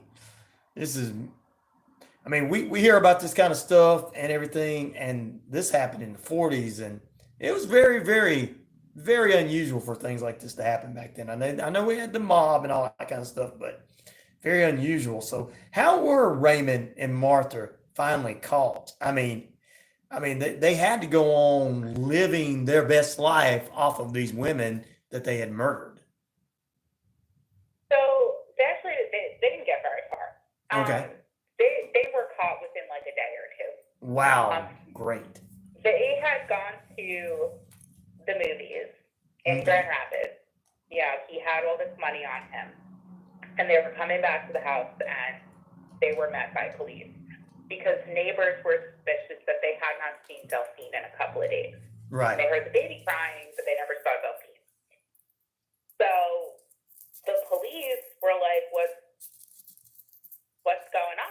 Right. And they search him and they find like $4,000, which is a ridiculous amount of money in the 40s. Yeah, that's gangster money. And yeah, so they're like, where'd you get all this? And he's like, well, so they searched the house. And it had been so soon after Delphine and Raynell were killed that the cement that covered their graves was still wet. Wow. So they find them immediately. And Martha and Raymond confess to everything. They spilled their guts. Wow. The brother and sister duo. Wow. I mean, they just told on themselves. I guess they just finally came to an end for them. Maybe Raymond thought he would probably be, sent back out of the country or something. And I don't even know what was in Martha's head, probably, because Raymond seems like he was a mastermind behind all this. And absolutely. And he even during interrogations and stuff, they were like, oh, if you tell us what happened, she'll get off with, basically a slap on the wrist and you'll only do 6 years. Right. Wow. That wasn't the case, but he was like, oh, okay. Wow. What was the trial like for? It was a media circus. Oh, I bet it was. The media went wild over this story. There were riots outside the courthouse. It was insane. And originally, they were going to be tried in Michigan, and New York by that point had found Janet. Raymond had a list of women that he had scammed, and one of the names on the list was Janet Fay. And by that point, Long Island police had found Janet's body. Wow. Now, Michigan does not have capital punishment. They don't have the death penalty, so New York was like, no, we don't want them sitting for the rest of their lives in jail. Right. We want to extradite them to New York to seek the death penalty. There you go. Wow. And that's what happened. They were extradited to New York. So they were not charged with Delphine and Raynell's murder. Because if they were, they would have to serve at least 10 years in Michigan before they could be extradited. Right. Wow. So they go to New York for the trial. It's this huge show. Martha had walked in at one point, all dressed up to the nines, walks up to Raymond, kissed him full in the mouth in front of the whole courtroom. It was like this weird performative thing. That's my man and my brother. It was very, so the media went nuts, and Raymond tells them sure. everything. They swear up and down there were no other victims, but there was at least one more because Jane Thompson died. Right. In Spain, and there was another woman that allegedly died after meeting Raymond. So finally, after this absolute circus of a trial, they are guilty. Finally. And they are both sentenced to death. Woo! Wow. That is the finals. So what happened after the trial and everything? And I know that now they're sentenced to death. What happened after the trial and everything with victims and everybody else? So while they are awaiting their death sentence, they had this weird love-hate relationship that went on the whole time they were in prison. And it changed constantly, whether they loved each other or they hated each other. Wow. Some days they were yes, I am okay dying because I'm dying for your love, like that whole thing. But Raymond's still writing letters to other women in prison. And then he decided that, oh yeah, I have a wife and 4 kids in Spain. I love them too. Right. And then Martha had this huge wave of sympathy towards her from women like her. So she had all these people feeling sorry for her. Well, meanwhile, the media is saying all these terrible, and that's part of the reason I think is that all these women felt sorry for her because the media was so harsh in their criticism of her. In terms of her physical appearance, she deserved everything else they said, but like her looks had nothing to do with it. Exactly. And I understand that. But you know, that day and time, it was looks, and of course, women were just not. I've discussed this on the show before with other guests.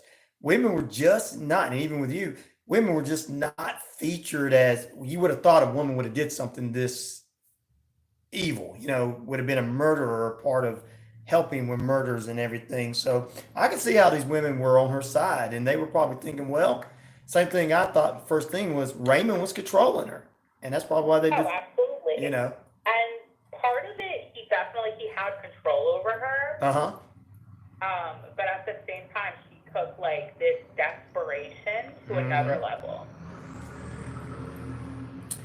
Sometimes being desperate does take you in a direction that you shouldn't go in. And when did the final fry dates came for both of these two people? Were they how long after this were they New York said, hey, let's fry them up? So they were executed about a year after the deaths of Delphine and Raynell. They were executed, both of them executed on March 8th, 1951. Wow. And Martha was actually only the 6th woman executed in New York. Really? At that time. Wow. That's historic. Wow. Raymond was just another guy, just another one of these guys getting fried. Yeah, he's just another one. It's just another one, but wow. This is a story of, I mean, let's get your final thoughts on this. A story of love and hate and violence and all in one. What is your final thoughts overall on this story and it being in the year it was in and everything? And it seems so similar to what could possibly happen today. It is. It's definitely something that could happen today. I mean, you have like the Ken and Barbie killers and yes. Stuff like that, which was very recent, within the last, 2 decades or so. And it is, you have this woman, it's usually a woman that would do absolutely anything for the man that she loves. And it's very much like a hell hath no fury than a woman's born kind of thing, because her jealousy is what drove her to kill. Yeah.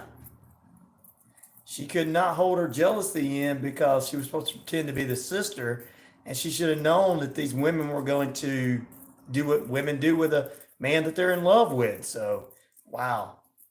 Yeah. I mean, Lonely Hearts Club. Go ahead. And I was going to say, like, I think that if Martha had never gotten involved, Raymond was bad enough, but at the end of the day, he was stealing. Yeah. Which is horrible, because he was bleeding them dry. Right, of course. But at the end of the day, if that's the only thing you do, right, it's a lot better than murder. Yeah, exactly. Way better than murder. I mean, the two of these people, if they'd have never met, they probably wouldn't went as far as it went. He'd been just known as a thief, and she probably would have just stayed where she was and kept her kids. But they went so far and everything, and wow, this is when you say these people should have never met. Yeah. For sure. Well, Courtney, it's always a pleasure having you. Tell us how to follow you, all that good stuff, what's coming up on the next episode of Book of the Dead, and all that good stuff for our listeners. So you can find us absolutely everywhere: Instagram, Facebook, LinkedIn, Twitter, X, whatever you want to call it. At the Book of the Dead, we also have our own website, bottpod.com. And we just released an episode yesterday. It is about the murder of Sandra Bush. Okay. A murder out in Texas, in Fort Worth, that literally no one's ever heard of. It's been unsolved for 40 years. I think only like one other podcast has ever covered it. And it was interesting because her death has never been solved, but there was like 6 other women who died in similar ways whose deaths have also never been solved. So it's a very interesting case. Wow, definitely check it out, guys. We want to follow, like, subscribe, go everywhere, and check out that latest episode. Courtney, it's a pleasure having you. We'll have you again next month. And it's great to go back in time and learn something that, hey, it's not just stuff that happens in 2022, 2023, but riots happened in the 40s and violence happened in the 40s. We just didn't have the social media then that we have today. So it's great to be able to learn more about that. Anything else you'd like to add before we let you get out of here? No, I think that's it. All right, guys, stay tuned. We're going to close out the show right after this break. And you guys follow Courtney and the Book of the Dead everywhere on social media and check out their latest episode. Back momentarily. All right, that was wonderful as always. Yeah, it was fun. It was. It was fun talking about the Lonely Hearts Killers. Yep. Nobody wants to meet them ever. All right, well, let me know. Just get with me again, and we'll do it again next month. Absolutely. I'll get a case for you. All right. You have a great day. Thank you. You too. All right. Bye-bye. Bye-bye. All right. You guys enjoy all that death, don't you? You do, don't you? You know you do. That's how many of you would want to love like that? A man that you would kill for, ladies. Gentlemen, wouldn't you want a woman that could kill for you?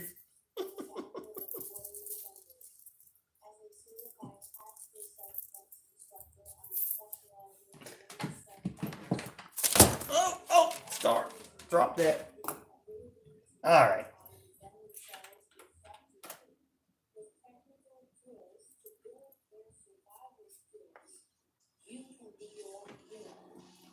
Classes and private seminars are available.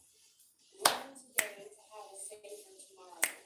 WarriorDefenders.com. Hey, Arnold here from Coweta Force. Coweta Force is Newman's own addiction recovery support center. We exist to provide recovery support services for individuals and family members who have been impacted by addiction. Our services are no cost, and all of our information is available on our website at www.cowetaforce.org or follow us on Facebook.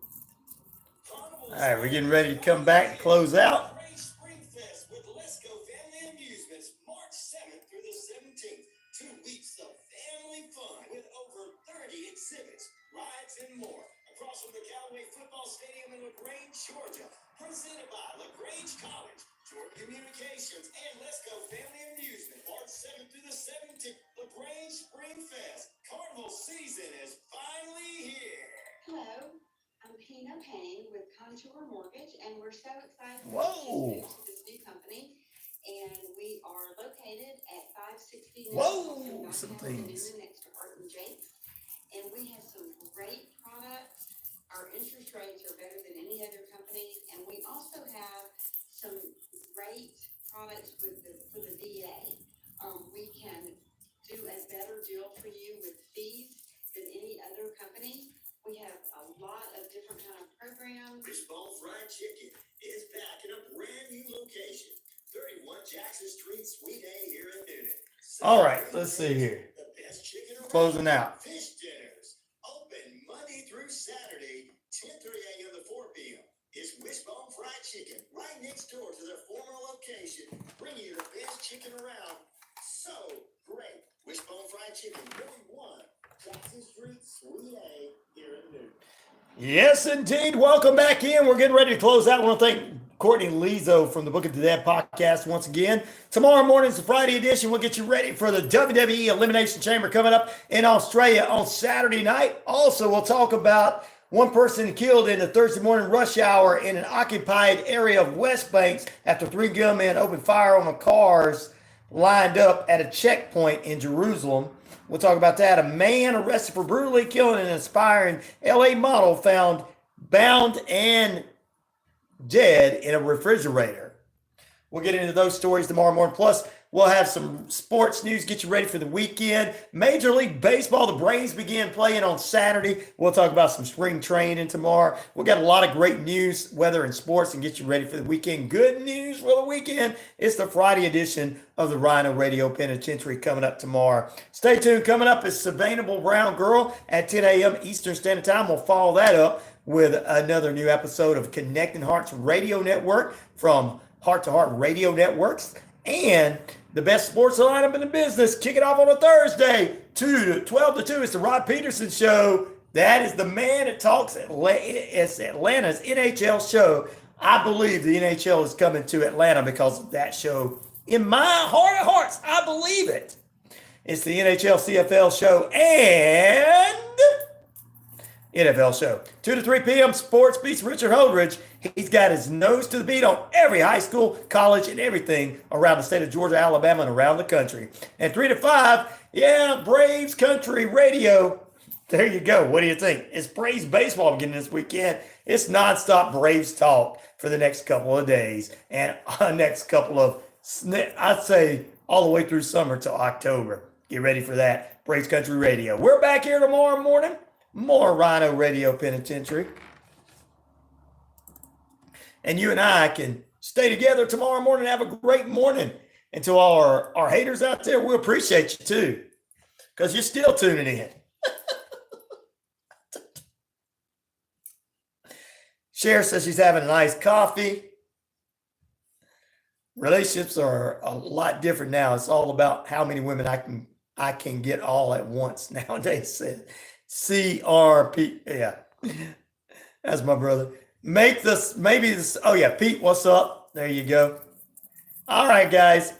You guys have a great day. I appreciate each and every one of you. Spread, like, share, subscribe on the YouTube page. We'll be back here tomorrow. Same bat time, same bat channel. Hopefully more people will be on and all the internet and phones will be back to kind of normal. Thank goodness I got the stuff I got because none of my stuff messed up.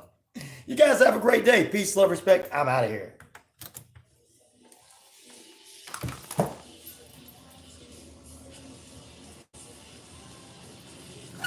All right. Thank goodness this thing stayed like it was supposed to.